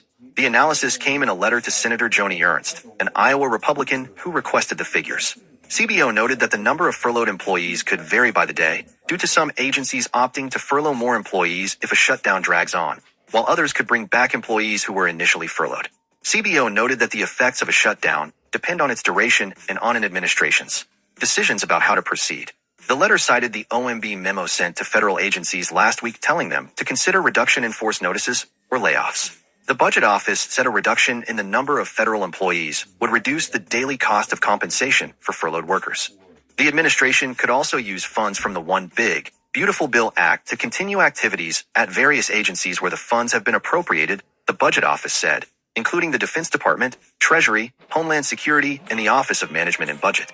The Budget Office said the effects of a shutdown on the economy would depend on its extent and duration, noting that the shutdown that lasted from December 2018 until January 2019 caused a permanent loss of about $3 billion. By Kaya Hubbard. 12:13 p.m. September 30th, 2025. Republican refuses to recognize House Democrats' request for unanimous consent. Representative Rosa DeLauro of Connecticut, the top Democrat on the House Appropriations Committee, was expected to ask for unanimous consent to pass Democrats' counterproposal to avert a shutdown during a short, pro forma session in the House attended by dozens of Democrats. But the presiding Republican, Representative Morgan Griffith of Virginia, declined to recognize DeLauro and gavelled out. It led to loud protests from Democrats, who yelled "Shame on you" and "Do your job." Pro forma sessions, which take place when the House is on recess, are usually sparsely attended and only last a few minutes.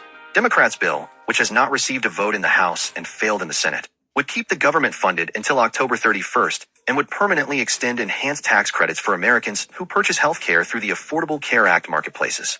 It would also roll back cuts to Medicaid that were part of Mr. Trump's big, beautiful bill passed earlier this year and restore funding for public radio and TV stations that was cut earlier this year in a rescissions package. By Caitlin Yilek. 11:32 a.m./September 30th, 2025. Why ACA tax credits for 22 million Americans are at the center of the shutdown drama. A possible shutdown on Wednesday could hinge on a deal to maintain a tax credit that helps 22 million Americans lower their health insurance costs when they buy policies through the Affordable Care Act's marketplaces. Known as the Enhanced Premium Tax Credit, the subsidy has been used by millions of low and middle-class households since it was authorized under the American Rescue Plan Act in 2021. Since then, spurred by the tax credit, the number of people who have enrolled in ACA marketplace health insurance plans has almost doubled, according to healthcare publication KFF. But it is set to expire at the end of 2025, and leading Democratic lawmakers are making a funding deal to keep the government open contingent on Republicans agreeing to extend the credit. Even as the outcome of the funding negotiations in Washington, D.C. remains uncertain, expiration of the premium healthcare credits could inflict financial pain on millions of Americans, experts told CBS News. Insurers are already preparing to send notices to households that they will see increases starting in January 2026, said Alex Jacquez, chief of policy at Groundwork Collaborative, a liberal economic advocacy group, and former White House economic official under former President Joe Biden, on a conference call Friday to discuss the tax credit. Read more here. By Amy Pitchey. 11:25 a.m./September 30th, 2025. Durbin says White House meeting was an opportunity that was missed. Senator Dick Durbin, an Illinois Democrat, told reporters that Monday's meeting at the White House was an opportunity that was missed. The gathering in the White House was a chance for the legislative leaders, with the president, to avoid a government shutdown, and there wasn't any follow-up whatsoever, he said. Durbin, the number 2 Senate Democrat, voted in March to advance a measure to keep the government funded. He told reporters, "I don't think so," when asked whether he would do the same this time around. Durbin said he asked Schumer when the next meeting on government funding will be with leaders. He said Schumer told him there's no meeting scheduled that he knows of. But there should be, Durbin added. Durbin called a government shutdown unfair for federal workers.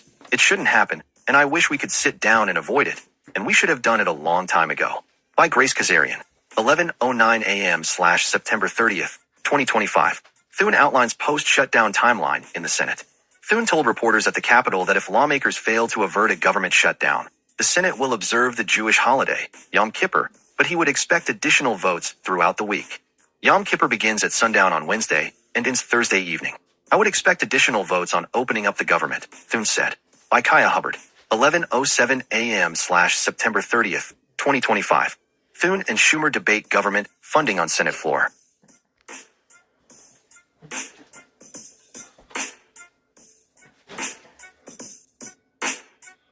Hold up.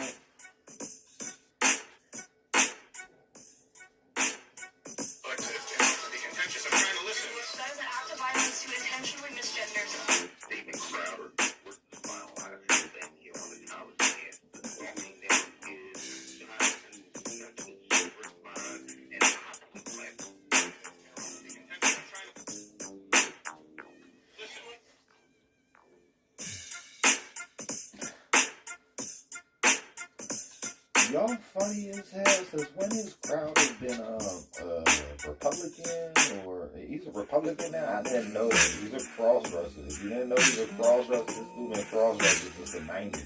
Like, you let crowd his little fruity self, like, get over on you, bro? I don't know. Like, he really broke up with his wife because he wanted to go out cross-dressing. And she wanted to call him because she had to go food shopping or something. So he wanted to go out cross-dressing. They got into it. Like, look into the story, bro.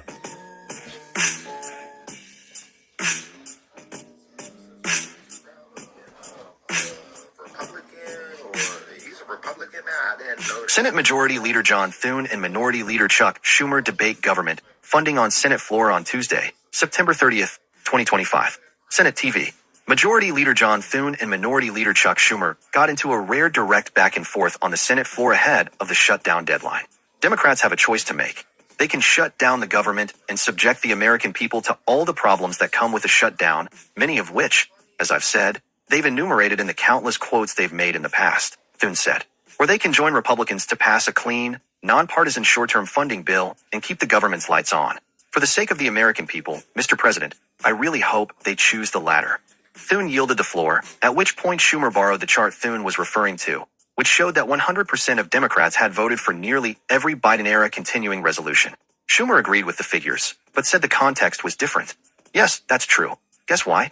In each case, Democrats negotiated with Republicans and said, let's have a bipartisan bill. The leader says it's a clean bill. It's a partisan bill.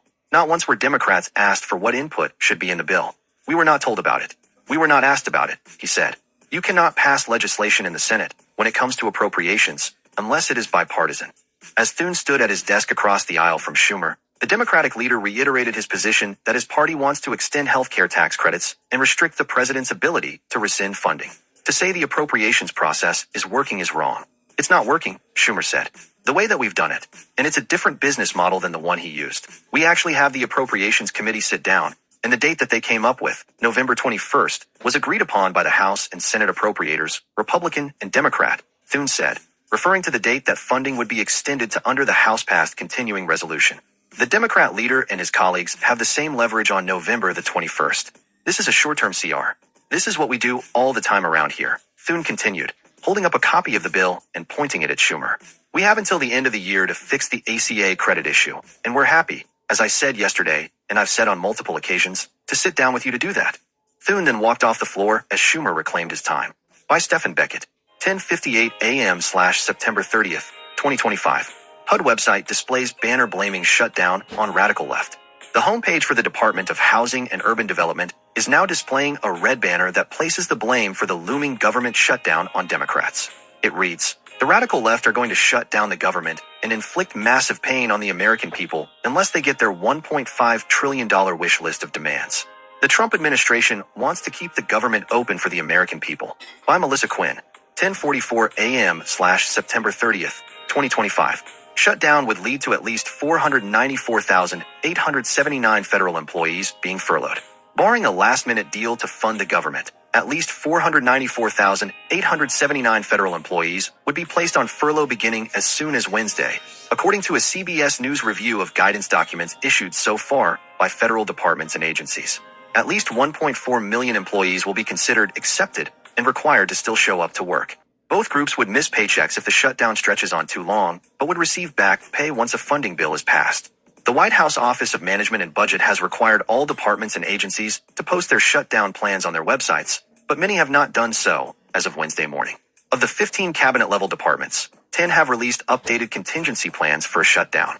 Some, like the Agriculture, Transportation, and Interior departments, have plans from previous funding fights listed on their sites, and it's unclear if those plans would be used now. Many independent executive branch agencies have not released their contingencies.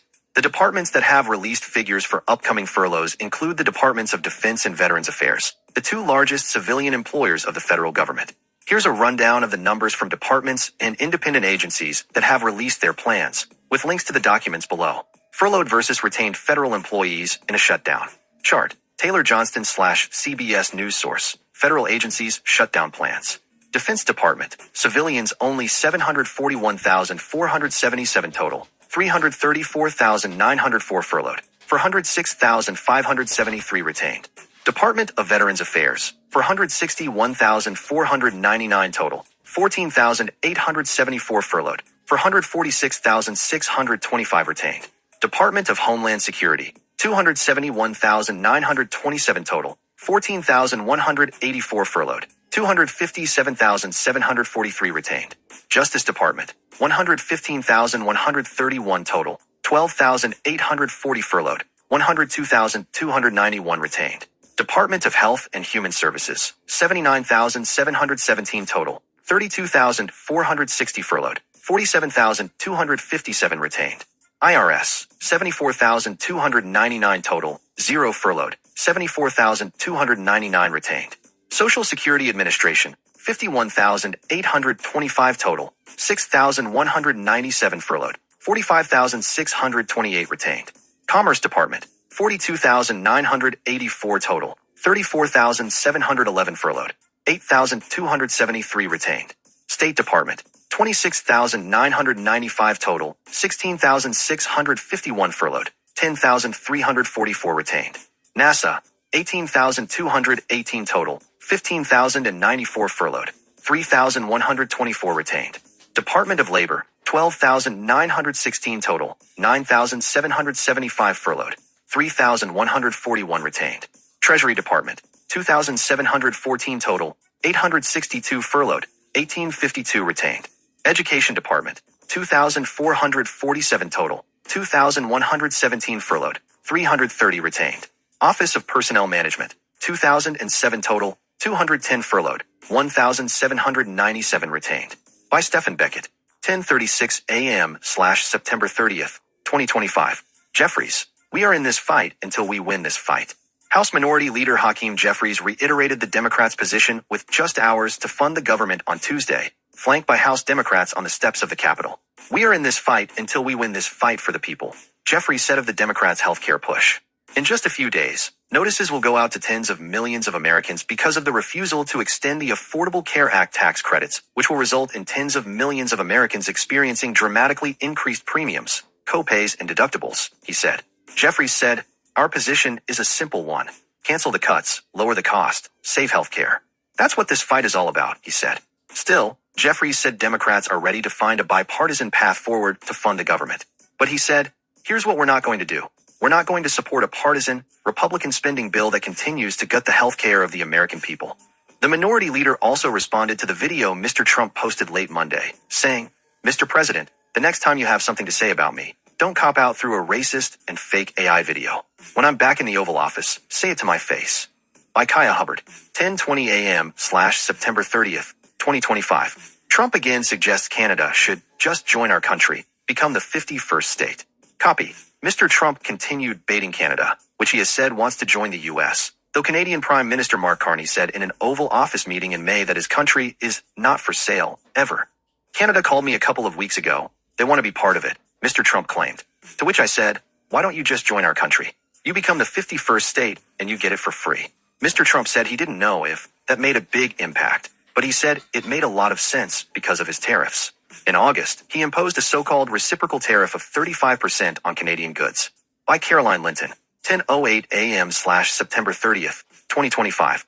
Blumenthal says shutdown is a self-inflicted, totally unnecessary, avoidable wound by Trump. Senator Richard Blumenthal, a Connecticut Democrat, said Mr. Trump's move to post a fake video of Democratic leaders Monday night indicates that the president has no expectation or desire to avoid a shutdown. President Trump evidently wants it. Otherwise, he wouldn't have posted what he did last night, which was really despicable in its use of AI to distort a colleague's position, Blumenthal said. The Connecticut Democrat said this kind of shutdown is a self-inflicted, totally unnecessary, avoidable wound that Donald Trump, not necessarily my Republican colleagues, but Donald Trump is bringing on the American people. That post last night shows where his heart is, Blumenthal said. He wants to mock. He wants vengeance and vanity. And using the government for those ends, I think, will be seen by the American people as a profound disgrace and shame. By Grace Kazarian, 9:40 a.m. September 30th, 2025. How would a government shutdown impact the U.S. military? During a government shutdown, all active duty personnel, as well as National Guard who are currently deployed, must carry out their assigned duties with their pay delayed until the shutdown is over. Civilian personnel whose work the Defense Department considers essential or accepted will also continue to work, while other civilians are furloughed for the duration of the shutdown. After the government shutdown, all government employees will automatically receive back pay, based on the terms of the Government Employee Fair Treatment Act of 2019, said Seamus Daniels, a fellow for defense budget analysis at the Center for Strategic and International Studies. Active duty service members won't get paid on time unless Congress passes a separate piece of legislation, as it did in 2013 with the Pay Our Military Act, which ensured military pay and allowances continued during a government shutdown. Read more here. By Eleanor Watson. By Eleanor Watson. Trump on laying off federal workers amid shutdown. We may do a lot. President Trump, asked by CBS News' Nancy Cordes outside the White House how many federal workers the administration plans to lay off if there's a shutdown, replied, we may do a lot, and that's only because of the Democrats. The White House's Office of Management and Budget sent a memo to federal agencies last week telling them to consider reduction in force notices or layoffs for employees in programs, projects, or activities that receive discretionary funding as the shutdown deadline approached. The RIF notices would come in addition to any furlough notices directing federal workers to stay home from work without pay if Congress fails to extend government funding by the deadline. By Gabrielle Lake. 9:05 a.m. September 30th, 2025. Johnson, Democrats are pursuing a very reckless strategy right now. Asked on CNBC's Squawk Box whether he thinks lawmakers will avert a shutdown, House Speaker Mike Johnson said, you know me, I'm an optimist, but I am a little skeptical this morning. Whether or not the government shuts down at midnight is entirely up to two people. It's Chuck Schumer and Hakeem Jeffries, primarily Chuck Schumer. Johnson, a Louisiana Republican, said. Johnson said Democrats are pursuing a very reckless strategy right now, adding, "For the life of me, I cannot understand what they hope to accomplish other than giving themselves temporary political cover from the far-left portion of their base who are demanding that they fight Trump. There is no basis whatsoever for them to oppose this continuing resolution," Johnson said. By Kaya Hubbard. Updated 9:05 a.m./September 30th, 2025. Senate to vote on House-passed measure to fund the government. Senate Majority Leader John Thune of South Dakota speaks to reporters outside the White House in Washington, D.C. on September 29th, 2025, after a meeting with congressional Democrats and President Trump. Win McNamee/Getty Images. The Senate is expected to again vote on a House-passed measure that would keep the government funded until November 21st at some point on Tuesday. After the House passed the continuing resolution earlier this month, the measure fell short in the Senate, where a 60-vote threshold is needed to advance most legislation. With 53 Republicans, the GOP needs support from Democrats to fund the government. Democrats put forward their own proposal earlier this month, which also failed in the Senate. The measure would keep the government funded until October 31st and includes one of their key priorities, extending expiring health insurance subsidies.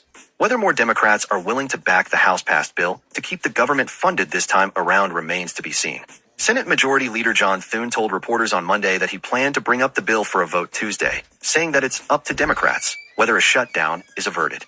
"We have a clean, short-term bipartisan CR sitting at the desk," he said. "It's up to them." By Kaya Hubbard. Updated 9:05 a.m./September 30th, 2025. Trump posts fake video of Jeffries and Schumer outside White House. Jeffries calls it disgusting. Hours after meeting at the White House with the top two congressional Democrats, President Trump posted a fake video to Truth Social mocking the lawmakers. The video, which appeared to be generated by AI, shows Schumer and Jeffries standing outside the White House, but splices in fake audio of Schumer claiming Democrats' plan is to give all these illegal aliens free health care. Jeffries, meanwhile, is shown with a mustache and a sombrero, and the Mexican hat dance plays in the background. In an interview later Monday with MSNBC's Lawrence O'Donnell, Jeffries called the video disgusting, adding, "Bigotry will get you nowhere." Schumer responded to the video by writing on X, "If you think your shutdown is a joke, it just proves what we all know. You can't negotiate. You can only throw tantrums." Mr. Trump has posted fake images on Truth Social in the past. Over the weekend, he posted a cartoon of him firing his foe, Federal Reserve Chair Jerome Powell. The president hasn't attempted to fire Powell. CBS News has reached out to the White House for comment. By Joe Walsh. Government shutdown more. Why is the U.S. heading toward a government shutdown? How would a government shutdown affect travel around the U.S.? Kaya Hubbard. Kaya Hubbard is a politics reporter for CBS News Digital, based in Washington, D.C. Featured. Hegseth military meeting. Government shutdown looms. NFL Week 4 picks. CFB Week 5 what to watch. Follow us on YouTube, Facebook, Instagram, X, privacy policy, California notice, your privacy choices, terms of use, more from CBS News, newsletters, podcasts, download our app, brand studio, sitemap, company, about Paramount, advertise with Paramount, join our talent community, help, feedback. Copyright 2025 CBS Interactive Incorporated. All rights reserved. As you guys know, we ended up getting that story from CBS. We're going to end up adding another story for you guys. We're going to get the Fox News update. So the CNN, I'm not exactly sure yet. You guys know how we do it. We keep it going for you guys. Because we didn't keep it going for you guys. Too what?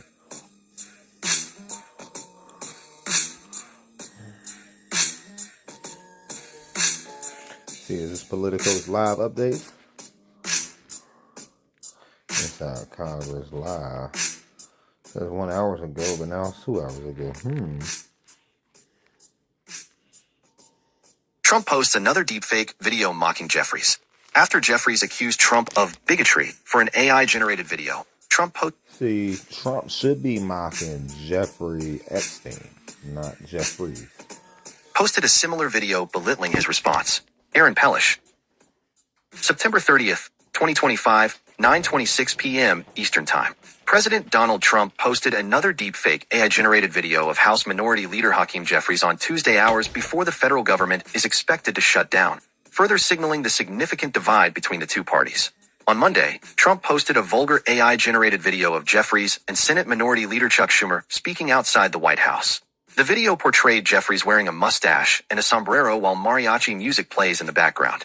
Jeffries condemned the deep fake as bigotry in a social media response and called it a disgusting video in an MSNBC interview later Monday evening.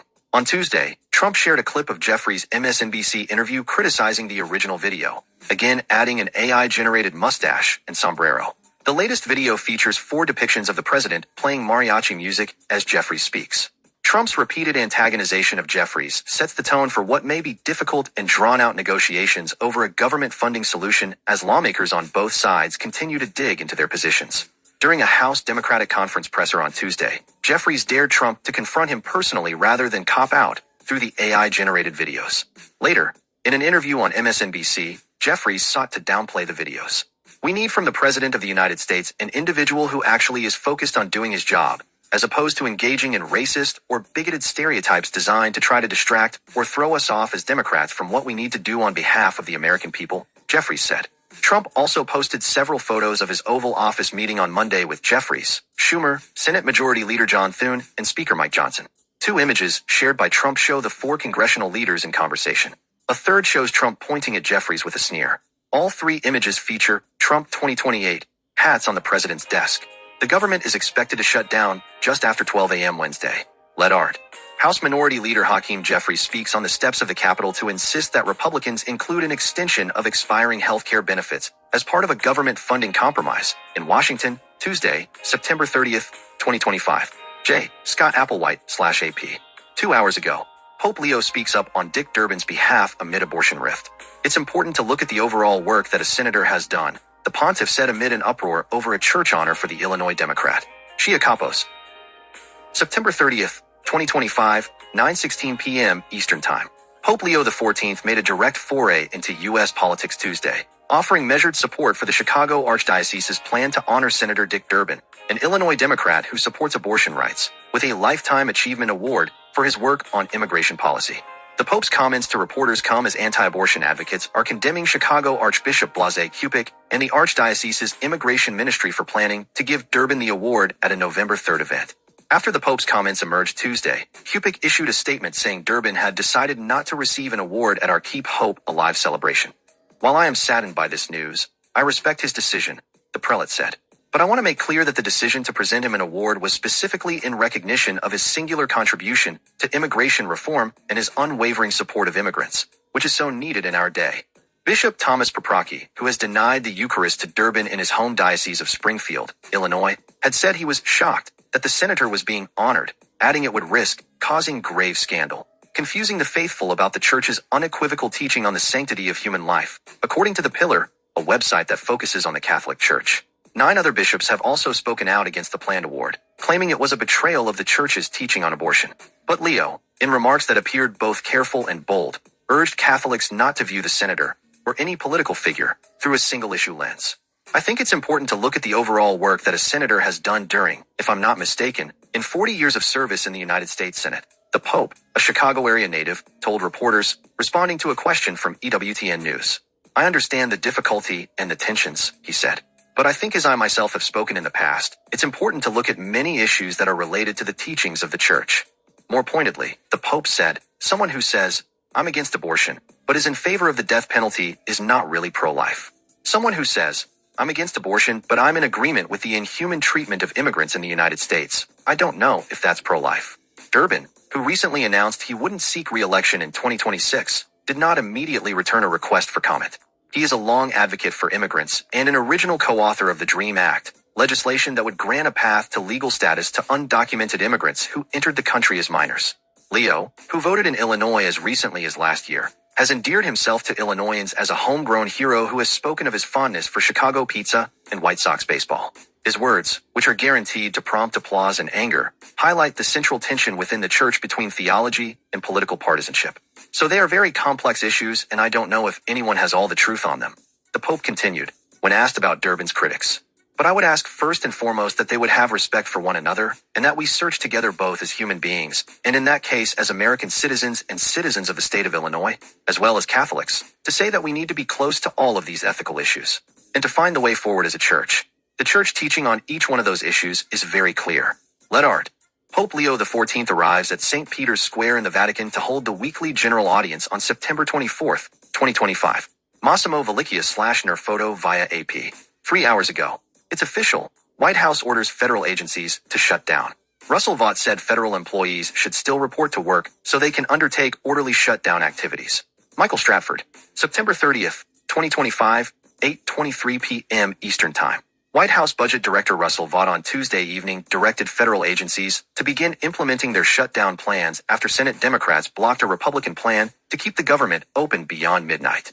The leaders of executive branch departments and agencies should now execute their plans for an orderly shutdown. Vought wrote in a memo, formally initiating the first closure of the federal government since President Donald Trump's first term. The directive sets in motion furloughs for hundreds of thousands of federal workers and the suspension of a wide range of government services. Federal agencies have published plans over the past several days detailing which roles and services are deemed essential enough to continue during the shutdown despite the lapse in funding. Vought has separately asked agencies to prepare plans to permanently reduce the federal workforce through mass firings during a shutdown. In the Tuesday memo, Vought said that federal employees should report to work for their next regularly scheduled tour of duty to undertake orderly shutdown activities. He added that federal agencies should continue to closely monitor developments, and OMB will provide further guidance as appropriate. LEDART. Office of Management and Budget Director Russell Vought testifies before the Senate Appropriations Committee on June 25th. Miriam Zuhaib/AP. 4 hours ago. Shutdown is certain after Senate again rejects funding bills. Lawmakers are about to barrel into the first government funding lapse since 2019. By Jordan Carney and Catherine Tully McManus. September 30th, 2025, 7:29 p.m. ET updated. September 30th, 2025, 10:37 p.m. Eastern Time. LEDART. House Speaker Mike Johnson and Senate Majority Leader John Thune speak with reporters at the White House on September 29th, 2025. Francis Chung/Politico. 4 hours ago. 2 Democratic senators and 1 independent have broken rank and voted in favor of a GOP-led continuing resolution to avoid a government shutdown in just a few short hours. Democratic Senators Catherine Cortez Masto of Nevada and John Fetterman of Pennsylvania and Senator Angus King of Maine, an independent who caucuses with Democrats, have all voted for the Republican stopgap spending bill. Senate Republicans would need 4 more Democrats to join them to avoid a shutdown, with GOP Senator Rand Paul voting against the continuing resolution. The vote is not yet closed.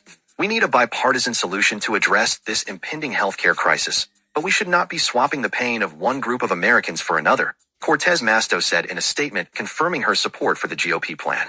I remain focused on protecting health care for working families, and I call on my colleagues on both sides of the aisle to work together to tackle this problem. Mia McCarthy. September 30th, 2025, 6:57 p.m. Eastern Time. 5 hours ago. Senate Republicans rejected a Democratic spending bill that would avert a midnight government shutdown, but also enact the minority party's healthcare priorities and restrictions on President Donald Trump's ability to unilaterally cancel congressionally approved funding.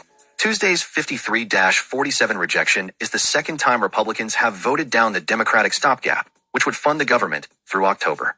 But even if the Senate had passed the bill, which is a non-starter for Republicans, it wouldn't have prevented a shutdown with the House out of town until next week. The stalemate comes with less than 6 hours until a funding lapse. A shutdown would be the first since 2019. By Jordan Carney and Catherine Tully McManus. September 30th, 2025, 6:33 p.m. Eastern Time. 5 hours ago. White House pulls Brian Quinten's nomination to lead CFTC. He faced opposition from major crypto investors. By Meredith Lee Hill and Declan Hardy. September 30th, 2025, 6:17 p.m. Eastern Time. The White House withdrew Brian Quinten's nomination to chair the Commodity Futures Trading Commission late Tuesday, according to 2 people granted anonymity to discuss the decision ahead of a public announcement.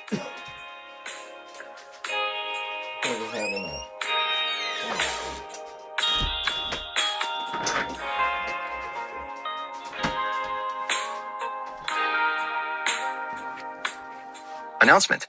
A small but powerful agency, the CFTC oversees a broad swath of financial markets, including those tied to the cryptocurrency industry. In July, crypto billionaires Tyler and Cameron Winklevoss pressed President Donald Trump to reconsider his selection of Quinten's to lead the Wall Street regulator. Being nominated to chair the CFTC and going through the confirmation process was the honor of my life, Quinten said in a message to Politico. I am grateful to the president for that opportunity and to the Senate Agriculture Committee for its consideration. I look forward to returning to my private sector endeavors during this exciting time for innovation in our country. A White House official confirmed that Quinten's nomination was withdrawn. Brian Quintins remains a trusted ally, and the Trump administration looks forward to working with him in other capacities, the official said. President Trump has made it a priority to make America the crypto capital of the world, and in doing so has called for the revitalization of the Commodity Futures Trading Commission to play a larger role in securing this promise. The official said the White House would be announcing a new nominee in the near future. A spokesperson for Gemini, the Winklevoss crypto company, did not immediately respond to a request for comment. The CFTC chair has historically been an obscure position tasked with overseeing the federal government's regulation of financial markets tied to commodities like oil, corn, and orange juice. But the agency stands to take on newfound importance under Trump. Republican lawmakers, along with a collection of Democrats, are working to hand the CFTC new authority over major crypto tokens like Bitcoin and Ether. Quintins' withdrawal marks the end of a stunning turn of events for a nominee who once appeared to be a lock for confirmation. The former CFTC commissioner, whose resume includes stops at the venture capital giant Andreessen. Alright guys, I'm thinking about telling everybody about the government shutdown at midnight. So make sure I got this phone ready to go. We're gonna get that other phone on the charger. You guys know how we do it. If you guys don't know how we do it, then I don't know what to tell you guys. I know how we do it. And the way we do it is the way we do it. The way we do it is the way we do it.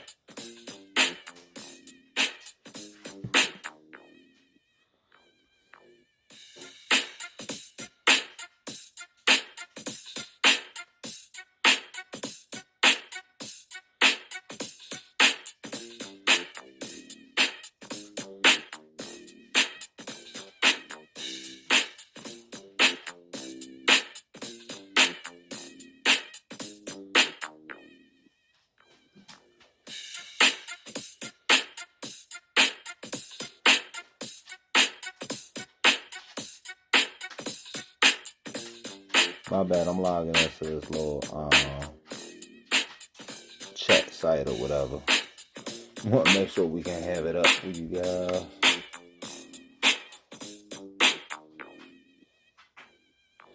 Alright.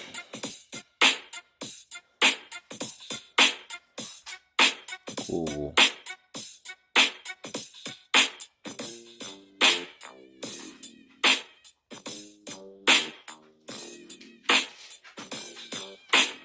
I also want to grab this one, guys, this fast. You guys need to see this shit.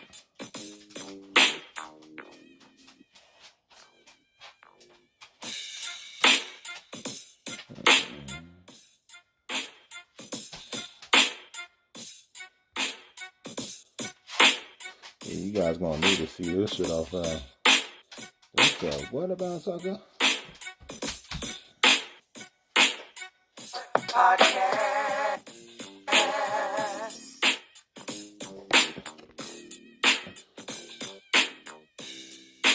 Chucker.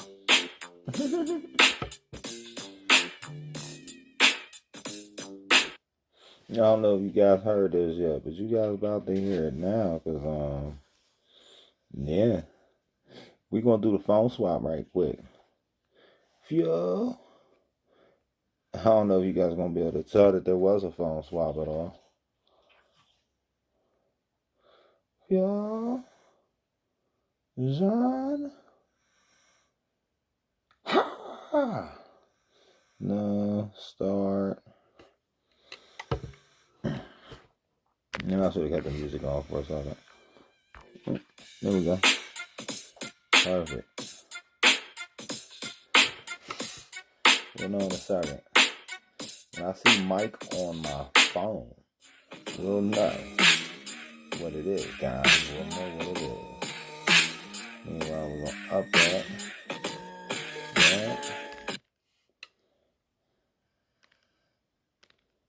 Oh, why I ain't do it yet? Maybe I gotta hit the end. Cause it said the thing stopped. And then like maybe I gotta hit the end. Cause it said the thing stopped. And then live broadcast, but it should go straight over to the other one. Cause this one should be receiving. I think.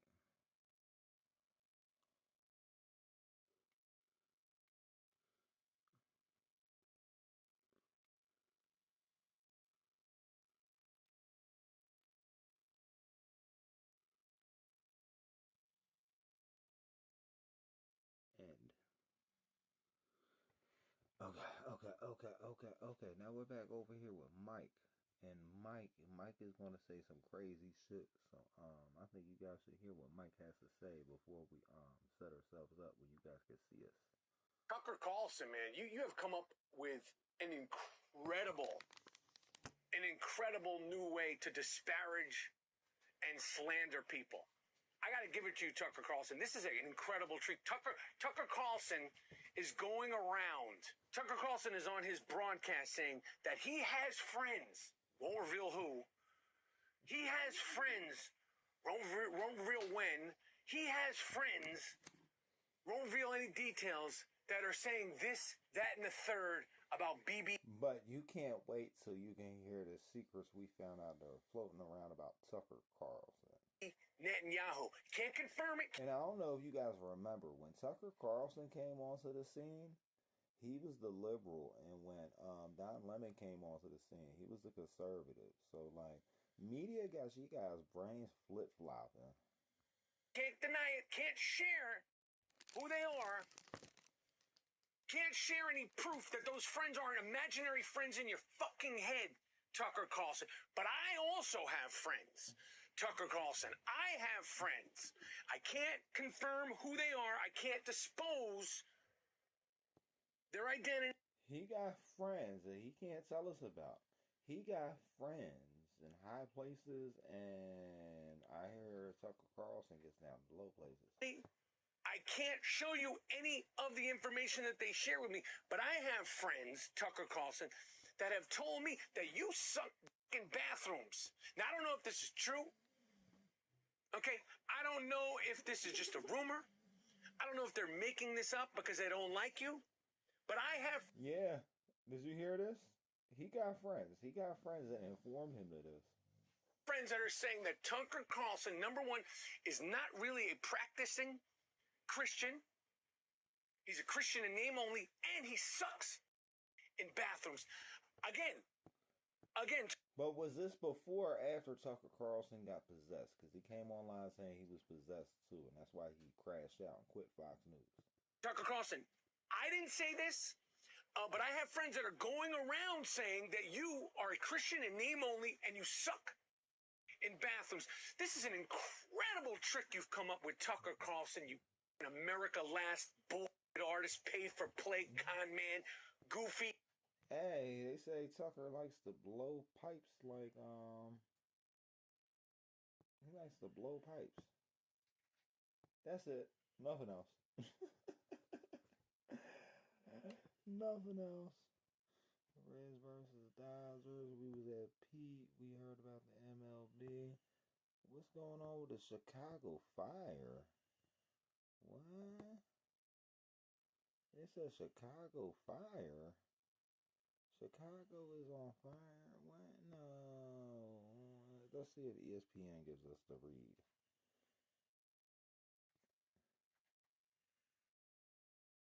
Come on, bro. Mastrano apologizes to Miami players for failed tactics. Fort Lauderdale, Florida.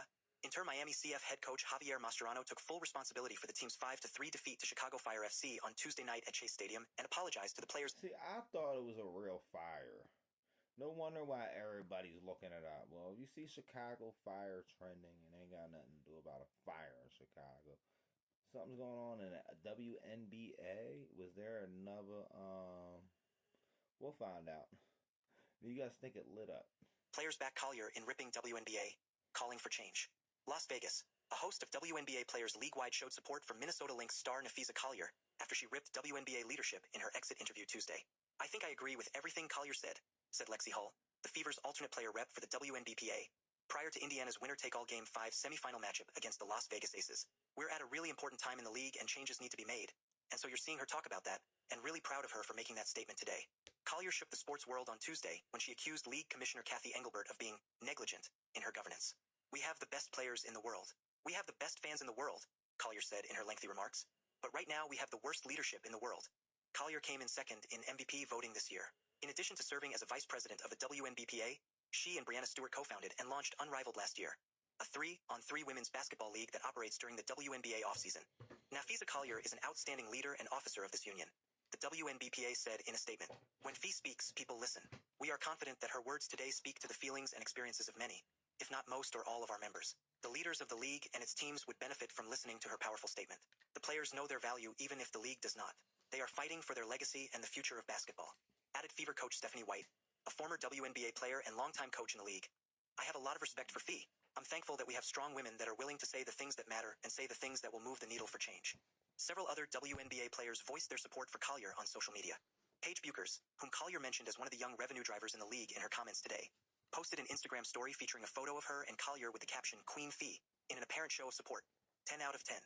No notes. Chicago Sky star Angel Reese posted on X.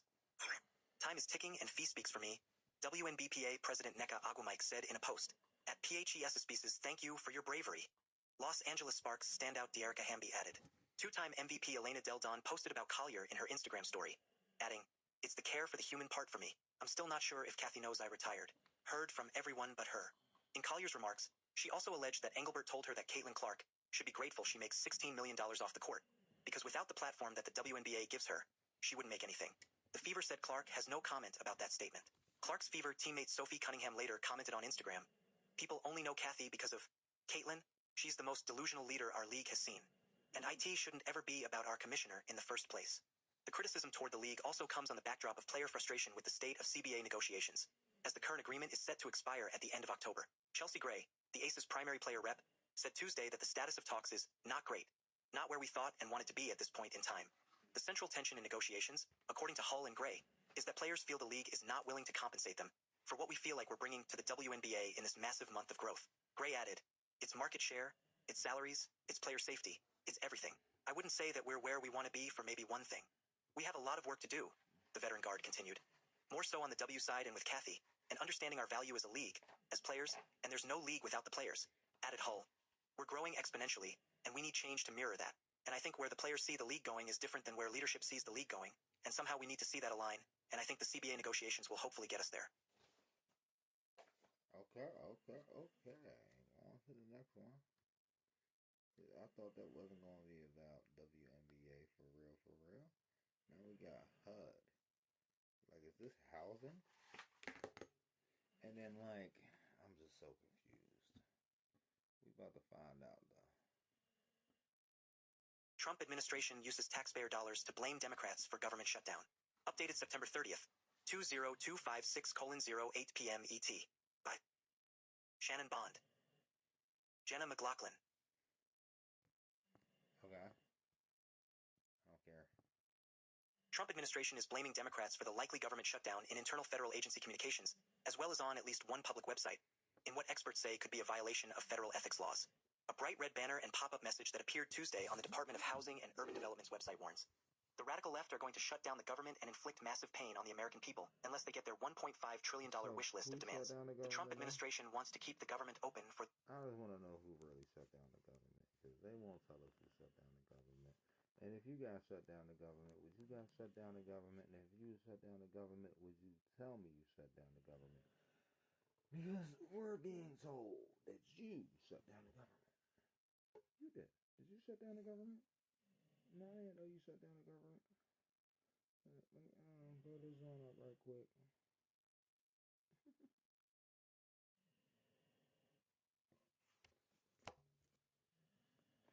Throw this on right quick.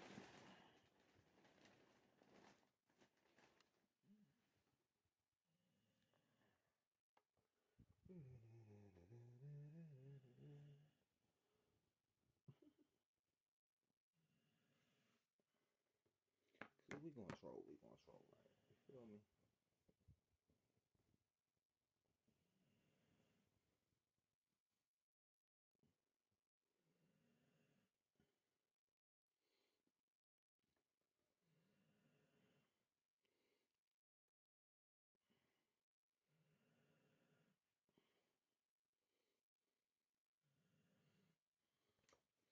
Ain't no such thing as a halfway grow. Yeah, this is goofy. This is goofy.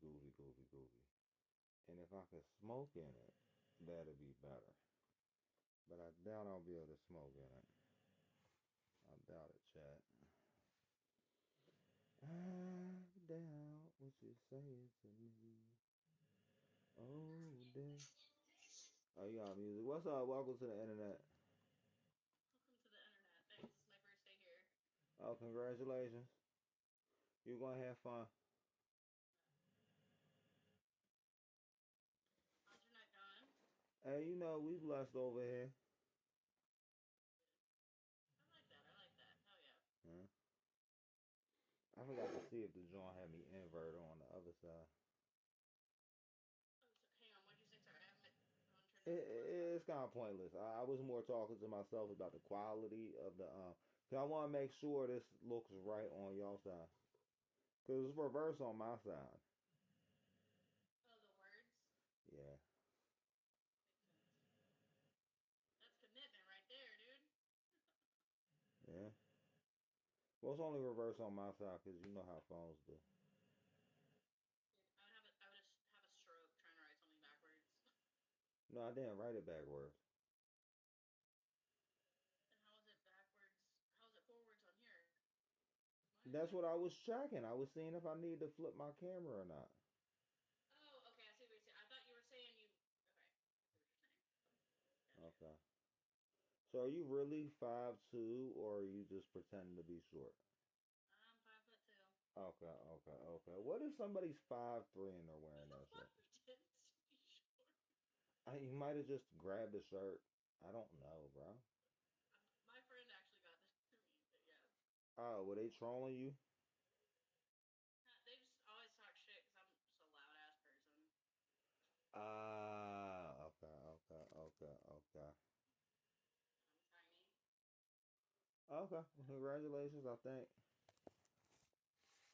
I'm still a big fat bitch. I'm just this big. I'm confused how any of that goes together. You said you're a tiny. You know what? It's your pronouns. You can identify as whatever you want to identify in, and it's 2020. I'm tiny. Yeah, but your pronouns were like a whole contradiction.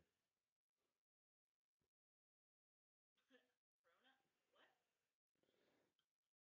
Your pronouns. You said you were tiny, but you were big. Because that's what pronouns is. Those are adjectives, sir.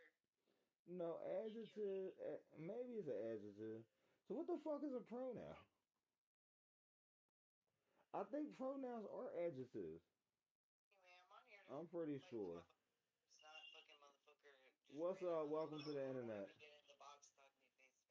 What up, Myers? What you doing, homie? What's up? I'm just online talking to weirdos and strangers. Say what? I'm just online talking to weirdos and strangers. Fake news, dude. Can I say something to you? Listen, what's crazy is the propaganda for me. So I remember in 2020, and I was like, Orange Man bad. And then I was sitting here, and I was like, bro, am I brainwashed? Because I had a lot of online friends.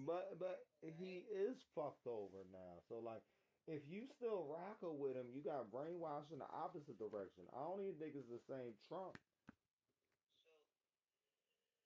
I say it on a consistent basis on this channel. I feel like Trump got shot in the head, and we've been dealing with his clone. That's why he's been on stage. That's why he was on stage less than like, what was he on stage? 48 hours after he got shot? Okay, anyways, what I was gonna, if you let me finish what I was saying. So, anyway, 2020, Orange Man bad, right? And I was like, oh my god, and my friend was like, girl, you gotta go look into it, okay, further. So I was like, so the news here in Canada was saying some shit, right? And I was like, damn, man, they're saying he said this. So then I went and I actually sat and watched 7-hour debate, and then I caught the moment where they clipped his little fucking voice clip. And he was like, if I say this, they're going to say I said that. But it was 6 hours, right? I was like, oh my God, I'm brainwashed. Yeah, I understand that, but now dude is like acting real goofy. Like, you know, why would you care about Epstein? Why do you want the people that was fucking kids to go to jail? Dude is gaslighting motherfuckers right now. He is gaslighting the fuck out of everybody. They all are. That's my point. That's been my point. I don't think you understand. I don't think you understand. That is my point. I'm trying to say you got gaslighted one way, but also remember, I'm trying to tell you can get gaslighted both ways. They can both gaslight you. You don't have to pick a side. You don't have to be in a gang, bro. You don't have to. You don't have to. You don't have to gangbang with them. You don't have to be in their gangs. You don't have to join their gangs, guys. I need a little bit more air here. What's up? Welcome to the internet. Oh, I gotta turn it back up, I think. I know, he a music player. He's a music player. He's weird. He's a music player and weird. He's a music player and he's weird. If you want to know the lottery numbers, all you gotta do is ask. Which lottery numbers do you want? I can see if I can get them for you. If you want to know the lottery numbers, I might be able to get them for you. I'm just saying.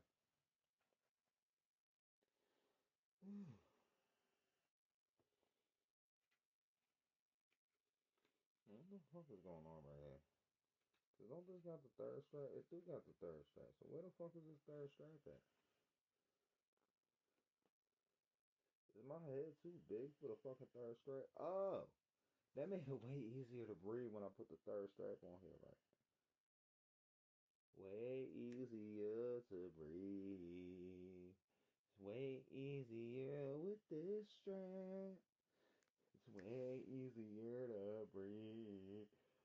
It's easier to breathe with this strap on my motherfucking face. Let me flip this over.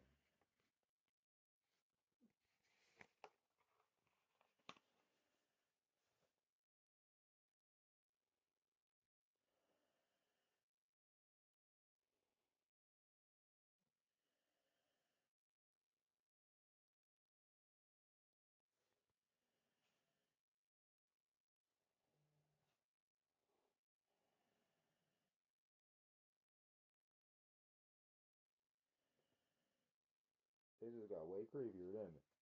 It just got way creepier, didn't it? Oh no. Oh no. They did not know this was about to happen like this, did they? You didn't expect this, did you? You didn't expect this.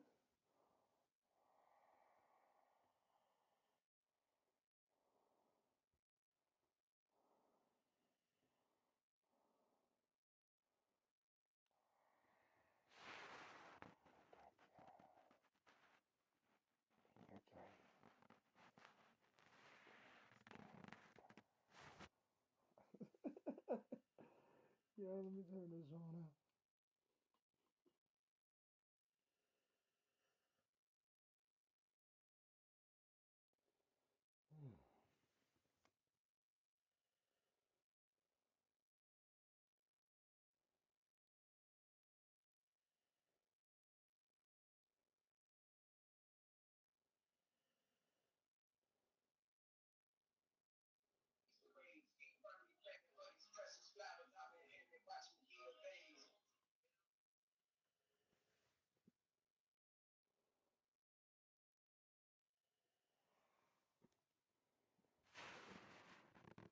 One, two, nuggets coming for you. 3, 4, he got the numbers on your door. 5, 6, he took your registration. So, no, let me see. I got a little bit of time to try to look this shit the fuck up. See if we can pull ball up. Yeah.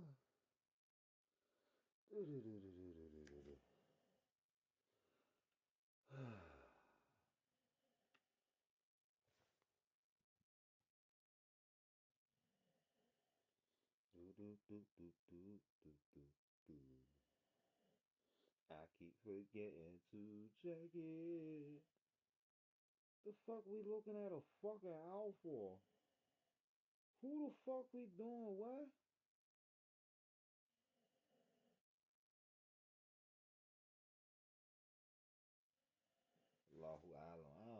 the fuck you talking about, bro?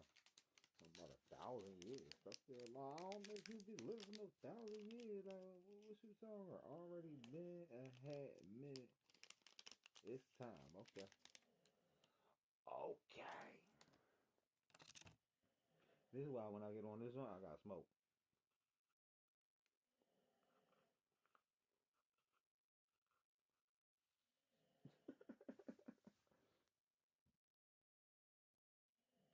This is why when I'm on this one, I got smoke. This should be crazy. This should be crazy. They said I can't roll with a mask on. They said I can't roll with a mask. Hey, if I battle a motherfucker while I'm smoking with the fucking mask on, I might got a fucking weed problem. And I don't think them joints is real. What do you guys think?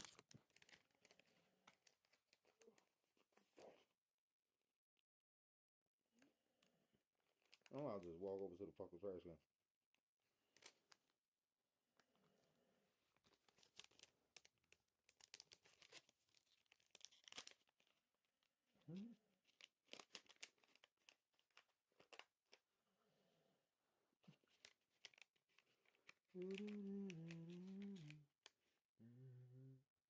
Oh, and it fixes it over there too. Perfect. That's perfect.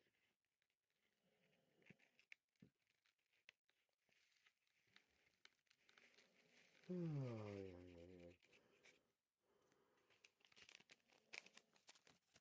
Oh, we're gonna take the mask off for a second. Just for a second. Just for a second, so I can breathe. But they start acting wild, I'll put the mask right back on. You know what I mean? And then we got other masks to pull out from the cut. What's up? Welcome to the internet. This is my first time here. I've never understand what www means. I just know Bill Gates. Okay, Jeff. Al Gore created. What's up, motherfucker? How's life? I'm just doing that shit. Come on. You know, I got a good memory. I got a bad good memory, though. I know you do. Hey, well, we just testing the waters, testing the shit, throwing some out to see what motherfucking shark wants to take and get hooked and get fucked up with this motherfucking shit. Come on. Oh nah, bro. I'm like a passive streamer now, but I gotta put something in the mix. But like I passively stream, bro. AI do most of this shit for me. Shit. AI do most of that shit in my brain. I have an implant. I am just a robot. I started streaming 2.5 hours ago, and I just hopped on like not even. I hopped on 24 minutes ago.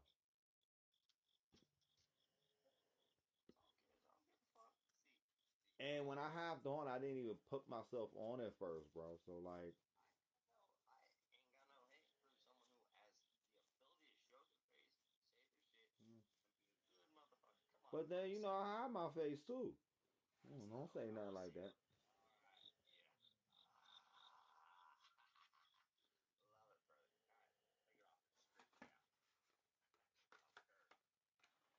Straight down. I don't know, I think I like that one better. It looked like from that show. I just don't know the name of the show though. Is it Baby Doll? That's what it looked like. It looked like what's that show where they be talking about Simon Says or whatever? No, red light, green light. Everybody did that red light, green light thing. It looked like the red light, green light. So what you want? I'll talk to you again, but I don't want to ever motherfucking bore me, motherfuckers. You see me a bunch of times, bro. I know, but you have good fun, motherfucker. Scare people on this shit. I'm not trying to scare nobody. I'm just trying to wear this mask so I can smoke my blunt while I'm fucking streaming.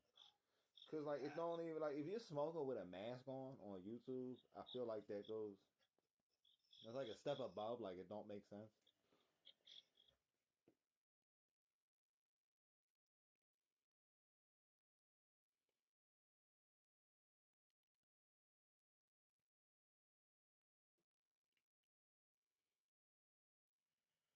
They said it goes a step above. Yeah, Squid Games.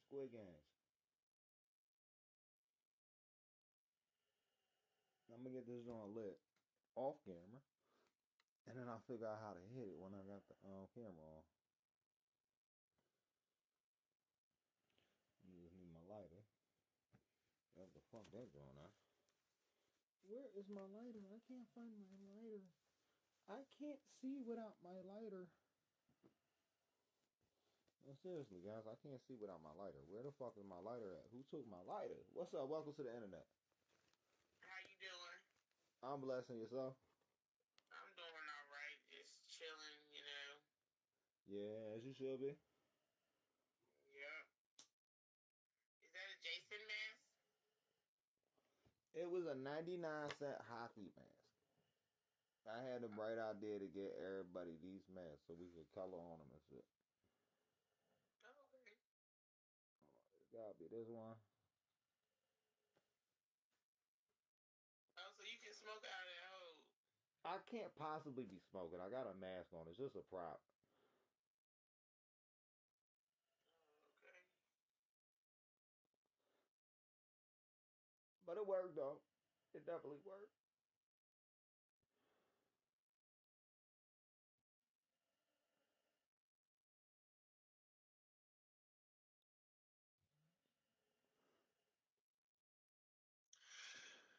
Yeah.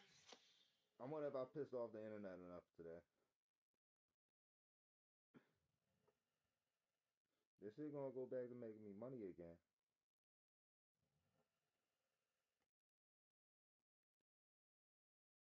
How the fuck you got 184 wins? Oh, because I don't take this shit serious, and everybody knows I stream everywhere, so. There's people that come in here and they get mad. They be like, oh, you're gonna put me on YouTube again, bro. If you're on my stream, you're on YouTube. They're like, oh, I see myself on Facebook. Like the one guy, every time he comes in here, you're like, you put me on World Star because you was streaming with me. I live stream everywhere at the same time. You got followers on your YouTube or World Star? Yeah, but I need to get my hours back up on YouTube. Because they took my joint that was monetized. So how many followers did you have? On the one that was monetized, just enough to be monetized. My goal was to make everybody mad every day. Yeah, you just gotta know how to make people mad. It's easy. But you guys just gotta know how to make everybody mad. You wasn't as crazy.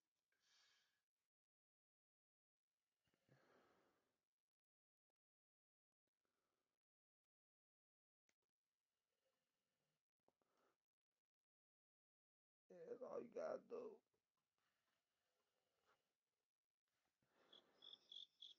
Like, YouTube really became a rage platform, chat. I don't know if you guys don't know. What's up, bro? What's up? Love the fucking Jason mask. Have you been banned from YouTube yet? I ain't on YouTube. So you haven't been banned yet? Like, they ain't banned you? I don't have any platforms on You YouTube. want to do a faceless page with me? I'll run this shit. We just gonna split the money. Sure, let's go. Just let me know when you get the login and the password and all that. Make a new account. You gotta verify your ID and shit. I think I talked in a good shit. That would be a part-time fucking good job. Let's go. Yeah, bro. You just make AI do it. Like, you just gotta know how to rage it. Eat people up. Just eat people up and tell them what they are and the weak shit that they No, this is what you do, right? You say Trump is a deranged liberal. So what now? Trump is a deranged liberal. He's a woke asshole. So Like Trump it, yeah, like everybody that's on the right. I can tell you how Trump has awoken the masses, how there's a lot of shit, and how. No, bro, I'm trying to tell you how you can't be smart on YouTube. That's why the what the fuck fake news never took off. You can't be smart on YouTube. If you want to make money on YouTube in the next 2 weeks, if you're trying to make money on YouTube over the next 2 weeks, right? You got to call everybody on the left, all the, like, right now, listen, right now they're talking about Chuck Schumer. You got to talk about Chuck Schumer is a conservative Nazi. And then when you talk about and you just do this repeatedly, right? And people's gonna keep coming in to correct you and tell you how you're wrong in the video. You gotta purposely make them mad. I agree. That's what they are.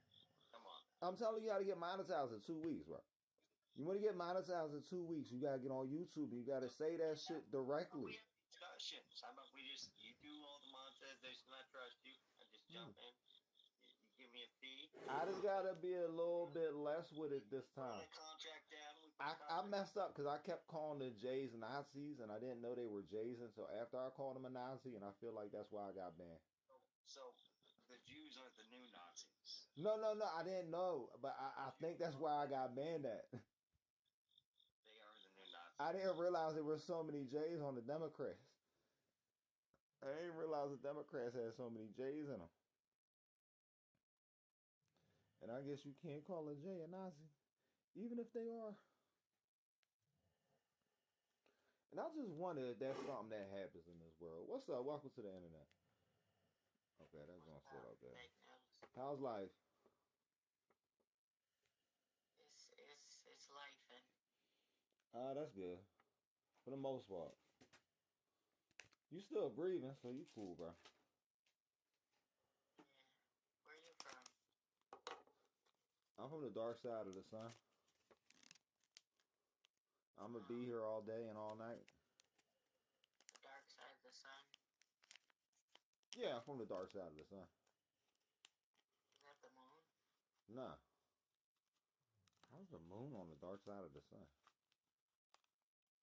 Listen, one day you'll understand. I say some of the craziest shit that, like, it's gonna take you a while to understand, but when you understand, then you're gonna be like, oh, okay. Well, what would the dark side of the sun be? I don't know. You gotta think about it. Nah, that's the mask, but I don't feel like wearing the mask right now, so I took it off. It was getting hot. Well, I think the dark side of the sun would be the damn. But you know, they said that shit's coming back. You know what season it is, right? It's double mask season. You gotta put both your masks on this season. Well, you might get sick. You said what's coming back? If you don't put on both masks, you might get sick. And you gotta keep 6 feet away from your phone. You gotta keep 6 feet away from your phone. Are you a flat earther? Nah, not at all. And then I heard something today that some of the people that are classified as flat earthers think something that's way crazier than flat earth. I guess there's some people that are classified as flat earthers that think there's an ice wall in Antarctica, but they think on the other side of the ice wall is the rest of the earth, and we're not allowed on the rest of the earth. Like, we've been kicked out of the rest of the planet or some shit. I don't fucking know. But I heard some goofy shit like that today. It's ironic you brought up flat earth. Well, I guess everyone's got their beliefs. Yeah, but why would... I don't know. And then the one dude was like, oh, they make you not believe... I don't know.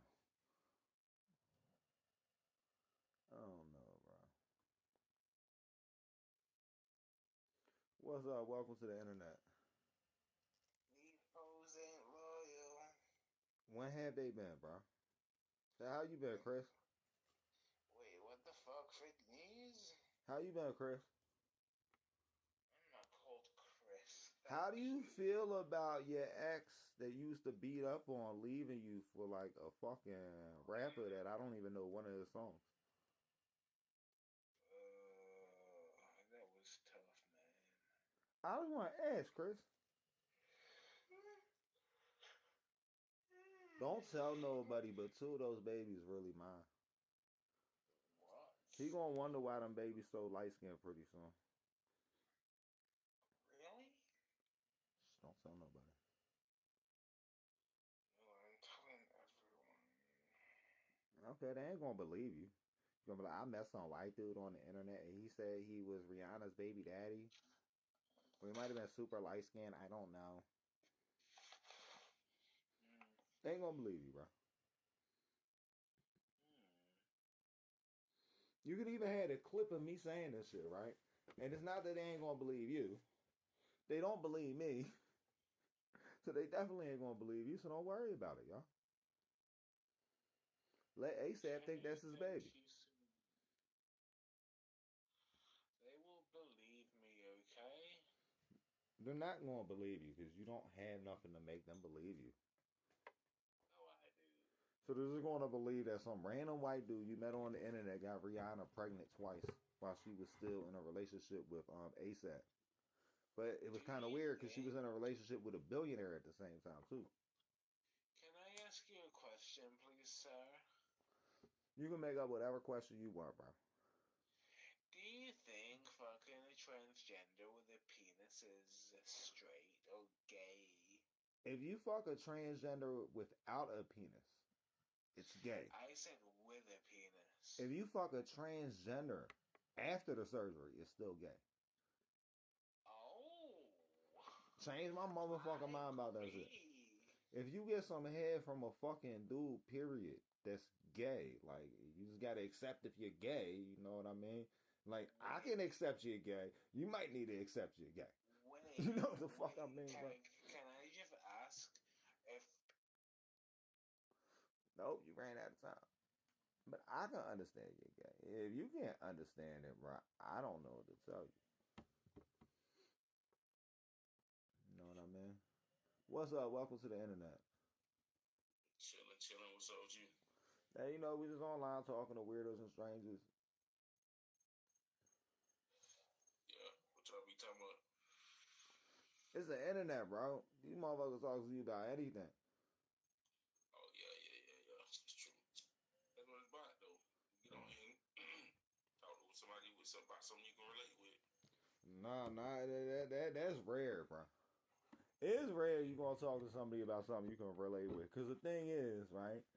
The easiest way to talk to somebody about something you relate on is if you go outside. I don't know what the fuck is happening. But you can do it on here too, though. You can. Yeah, but you're more likely to do it outside. Like if you go nearby and you start a box party nearby, yeah, that you might talk about stuff you relate about, but like motherfuckers in different sides of towns don't even like each other. You know what I mean? Like I've been in some cities that are real geo-locked. Like don't go past the fucking corner store. You get aired the fuck out. Yeah, that's just them, though. Everybody ain't like that, though. Nah, I understand that. But the easiest way you got to find people in your own circle. You come on here, you just get to find out about the rest of the world. I'll come on here and somebody will say something and they'll try to treat me like I'm stupid because I don't know what they talking about. But by the next time I talk to them, I'm going to know more than what they told me. And then a couple times after that, before they know it, I'm going to just laugh at them and break this shit down better than they can. Because, like, if it's valuable to me and I don't know what it is, I'm on here to, like, collect information. That's why I just get on here and just chat this shit, man. Yeah, bro. Like, the first 2.5 hours of my live stream was all AI. You said what? The first 2.5 hours of my live stream was all AI. I was running around the house doing stuff. I made dinner. You know what I mean? I just let AI do my live stream. Because it's a news live stream anyway. And they don't need to hear me stuttering, trying to fucking talk about the news and shit. I'll show face at the end. And we'll talk about what the fuck's going on in the world. If they feel like it. Yeah. This is like the aftercare. This is the aftercare for everybody that just got dealt with everything going on in the fucking news right now. Because it's always crazy. Nah, not really. I feel like this is better. This is better than anything else they have on TV. What's up? Welcome to the internet. Okay, so he got music going on or something, so we're going to have to turn bro all the way down. And it looked like he might have something weird going on the screen soon. So, we're going to swipe him over. And maybe we can listen to some these trending news stories. What do you guys think? See what's trending in the news now. Oh,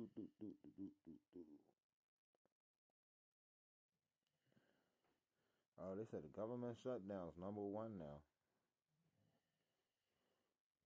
Union leaders warn.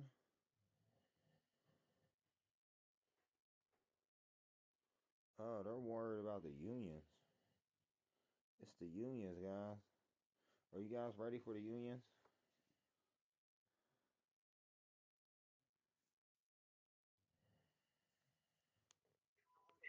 It'll be the first time in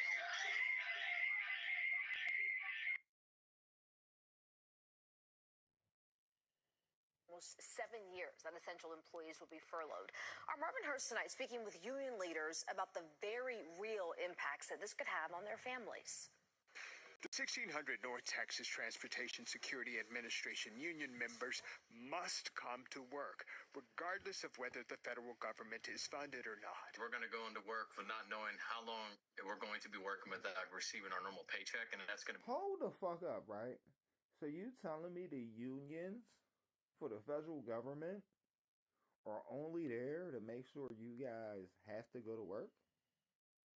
What type of fucking union is that? Be a challenge for a lot of employees, as most of us live paycheck to paycheck. Jenny Jones is the local president. He also represents 45,000 members across the country. Essential workers who have questions about Congress, the president, and the approval of funds to keep the government running. Gas stations don't take IOUs. But I thought they said the essential workers were still getting paid. Mortgage companies don't take IOUs. Daycares, and when you pay for school lunches for 2 kids right now, those don't come with IOUs. Also bracing for an undetermined furlough are workers for the Environmental Protection Agency. Which is crazy, right? That's fucking crazy. Like, how do you have to show up at work if you ain't getting paid? Everybody here relies upon the U.S. EPA in order to ensure that we breathe in clean air, drink clean water, and live on uncontaminated soil. A budgetary tug-of-war may even keep some EPA workers off the job, as the Trump administration threatens to slash positions. Cuts, the union leaders say, will impact taxpayers, especially as the hurricane threats linger into October. So there's a great deal of concerns that without, the agency watchdogs working on behalf of the public, essentially, that potential catastrophes could strike, and the agency wouldn't be well prepared to respond to them quickly, quite frankly. The unions hope solidarity will bring resolve. However, the lack of paychecks creates stress on the job and at home. You have 4 kids. With news of a shutdown and having to provide for 4 children, what's the situation like at your home? Well, when you start worrying about not being paid on a regular basis, you start thinking about, like my daughter wants to go see Taylor Swift this weekend at the movies, and we may have to terminate that. Marvin Hurst, CBS News, Texas. Why would you see Taylor Swift in a movie, though? Why would you see Taylor Swift in a movie? And what's going on? Why is there no budget? Why hasn't we had a budget in years? We haven't had a budget in decades. We haven't had a budget in centuries. We did an MLB. We did that. I'm not trying to do any more sports. Philippine earthquake? There's a Philippine earthquake, and it's looking like it was like an hour ago, 12 hours ago. What? Earthquakes? Why is there an earthquake, guys? I don't want no earthquake. Reuters.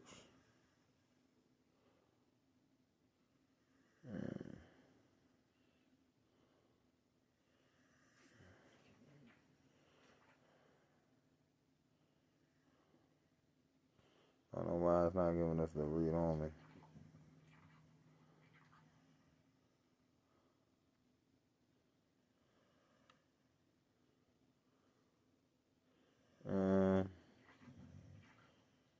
Settings.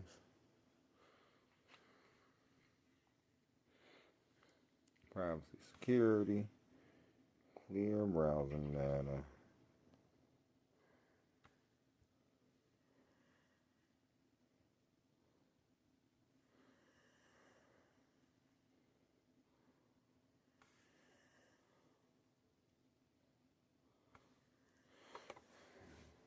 Google Trends. No new trends, no new trends, no new trends. Trending now. See, we can open it up now. It was acting like it didn't like us or something.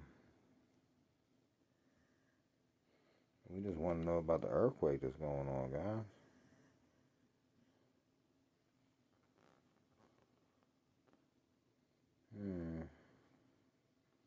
See, Yahoo's gonna let us speak. Okay, Yahoo came through for the win.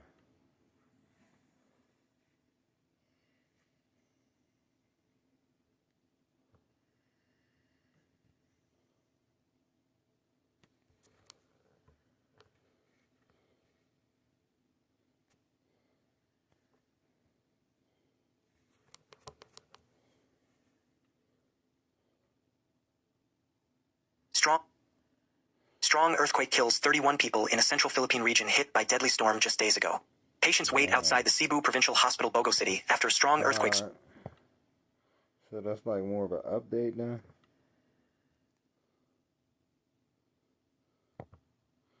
More my grid. Sora 2. What's Sora 2?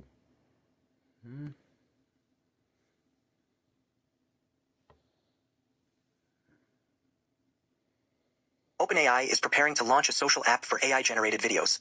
Associated Press. Users can create video clips up to 10 seconds long using OpenAI's next-generation video model.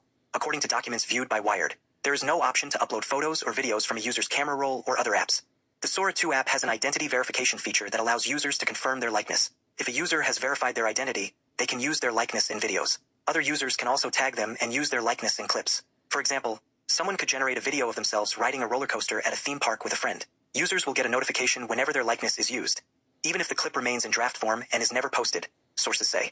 OpenAI launched the app internally last week. So far, it's received overwhelmingly positive feedback from employees. I don't want y'all seeing the fuck-ups that I didn't want to post. Employees, according to documents viewed by Wired, employees have been using the tool so frequently that some managers have joked it could become a drain on productivity. OpenAI declined to comment. OpenAI appears to be betting that the Sora 2 app will let people interact with AI-generated video in a way that fundamentally changes their experience of the technology.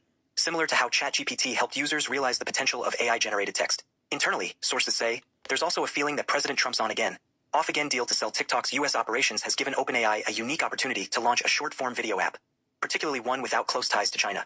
OpenAI officially launched Sora in December of last year. Initially, people could only access it via a web page, but it was soon incorporated directly into the ChatGPT app. At the time, the model was among the most state-of-the-art AI video generators, though OpenAI noted it had some limitations. For example, it didn't seem to fully understand physics and struggled to produce realistic action scenes, especially in longer clips. OpenAI's Sora 2 app will compete with new AI video offerings from tech giants like Meta and Google. Last week, Meta introduced a new feed in its Meta AI app called Vibes, which is dedicated exclusively to creating and sharing short AI-generated videos. Earlier this month, Google announced that it was integrating a custom version of its latest video generation model, Veo 3, into YouTube. TikTok, on the other hand, has taken a more cautious approach to AI-generated content. The video app recently redefined its rules around what kind of AI-generated videos it allows on the platform. It now explicitly bans AI-generated content that's misleading about matters of public importance or harmful to individuals. Oftentimes, the Sora 2 app refuses to generate videos due to copyright safeguards and other filters, sources say. OpenAI is currently fighting a series of lawsuits over alleged copyright infringements, including a high-profile case brought by the New York Times. The Times case centers on allegations that OpenAI trained its models on the paper's copyrighted material. OpenAI is also facing mounting criticism over child safety issues. On Monday, the company released new parental controls, including the option for parents and teenagers to link their accounts. The company also said that it is working on an age prediction tool that could automatically route users believed to be under the age of 18 to a more restricted version of ChatGPT that doesn't allow for romantic interactions, among other things. It is not known what age restrictions might be incorporated into the Sora 2 app. The fuck do you mean do you mean like a romantic video? What the fuck do you mean a romantic interaction? Like, this is creepy. This is an edition of the Model Behavior newsletter. Read previous newsletters here. No, how about not? How about not? That's just crazy. Sora 2. What is you doing, bro? Sora 2, the dating app. Are you guys going to date on Sora 2? I guess all we got left is a little bit of trolling. Pete Heges military service. What is going on right here? What do we got right here? Hegseth to append troops access to Watchdog. Oh no, this is over. I'm gonna see if I can get us right back over here with me. But I'm not gonna be on camera though.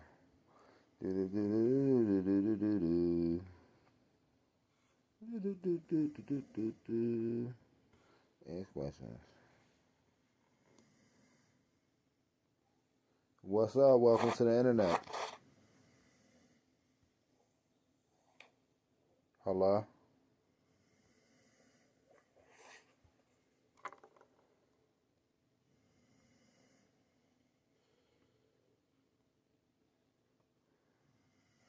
Alright, we loading in, guys. We are loading in.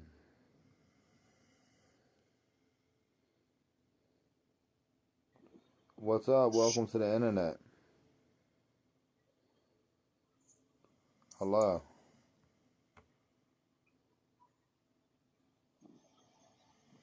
Hello? Welcome to the internet. How many drugs did you take today, sir?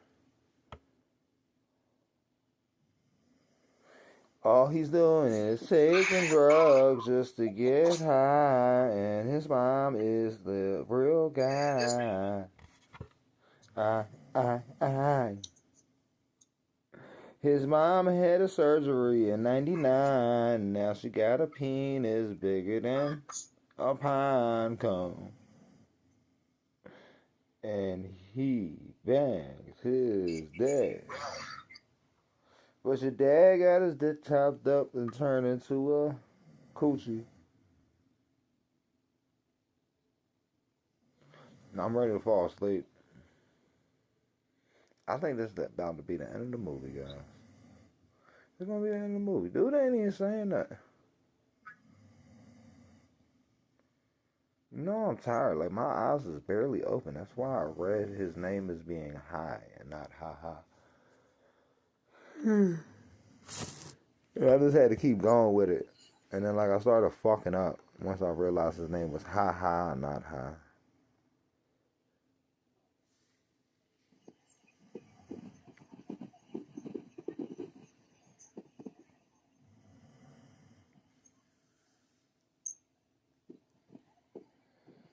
Today's gonna be a good day. Tomorrow's gonna be a better one. The day after that's gonna be better than that. And the day after that's gonna be better than that.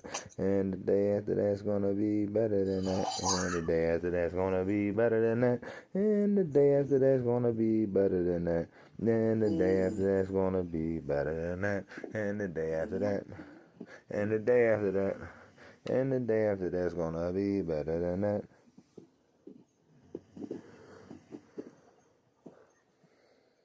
And after that's gonna be better than that. And you know what else, sir? Have a blessed evening. Unless you turn out to be an asshole then. And then meet me in real life. Nigger. Why are you racist? You're goofy. You're fucking goofy.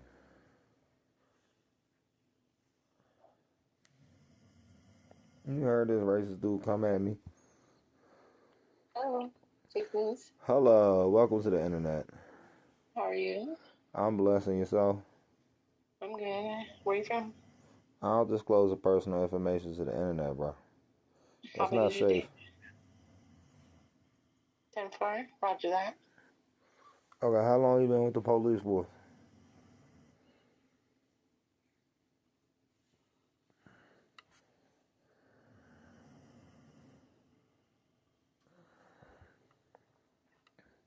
What's up? Welcome to the internet. Niggas.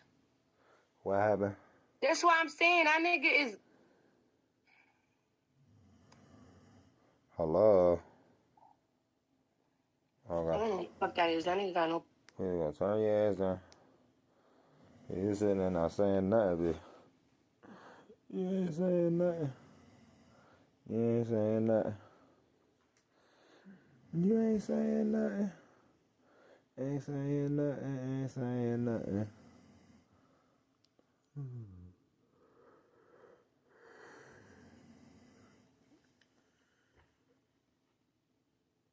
What's up? Welcome back to the internet. Yes, sir. You know, I never left. Hey, you know something I just got? What? You might like this song, bro. And I got two of them. I got this song. Hold on. And I got this song. That one's better. Yeah, I know this one's better, but this one was 99 cents. Yeah, you could tell it's 99 cents. It looked like a football cup. Yeah, that's what it said. It said hockey. It said what? It said hockey mask. Yeah, but it looked like a ball guard, bro. You know what I mean? Oh shit. It kinda do. You know what I mean? It don't look like a legit hockey mask. It look like a wannabe version of like Jason. Yeah. The other one though, that one's fire. Yeah, but that shit hurt my fucking eyeballs. I bet. My kid ripped the foam out that joint, bro. Why do you think the next mask I'm gonna be wearing is Black Panther's mask? I got a Black Panther. What is it? It's like not a bong gas mask. Yeah, see, I'm talking about just a fabric Black Panther mask with cat ears. You know what I mean? Yeah, I think that's on my other house too. It's a big ass gas mask, like Hey, bro, when I get back on screen, yeah. you're gonna see me dressed up as a black cat. Let me see. I might have a picture of it. Probably not. I don't take pictures of shit like that. I just need one good Black Panther mask. Bro, you know I got fucking like some type of issue. I don't even want to keep that shit in the house with me. What? Like I told you, I got a Black Panther mask, but it's got a bong on it. And see, like these hard ones. Yeah. You know what I mean? I don't like these hard ones. Yeah, that joint's hard. You know what I mean? I don't like the like rough. But it's got like rubber that attaches to your face, cause like it's literally a gas mask, but on the outside look like Black Panther. Besides the fucking big ass bong pipe hanging from it. Yeah, nah, I hear you on that. That's on hard for real. It's that time of year, bro. You get a deal on them joints.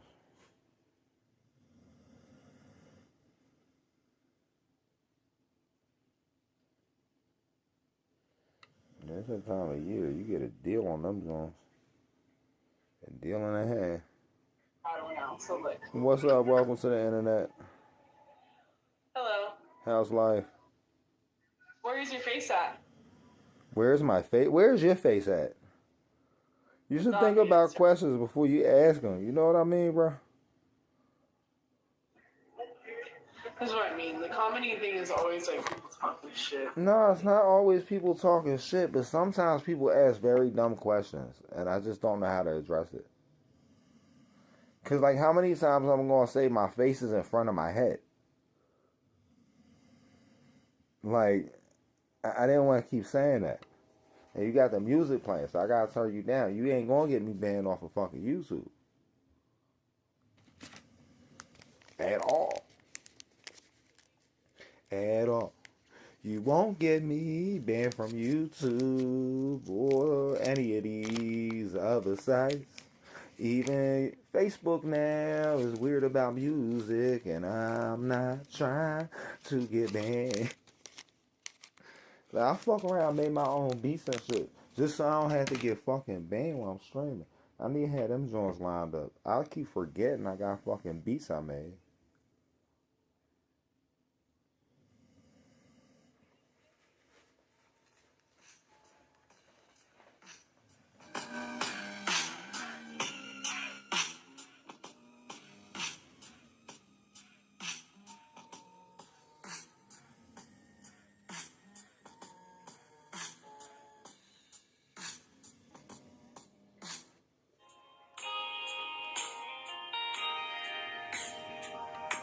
That's how you gotta do that shit. You know what I mean? You gotta do your shit a little bit differently. Cause you don't do it differently. You do it the samely. Then you do it samely, then you won't be doing it fucked up. If you're doing it fucked up, then what's the point of even doing it? You hardly doing it if you're doing it.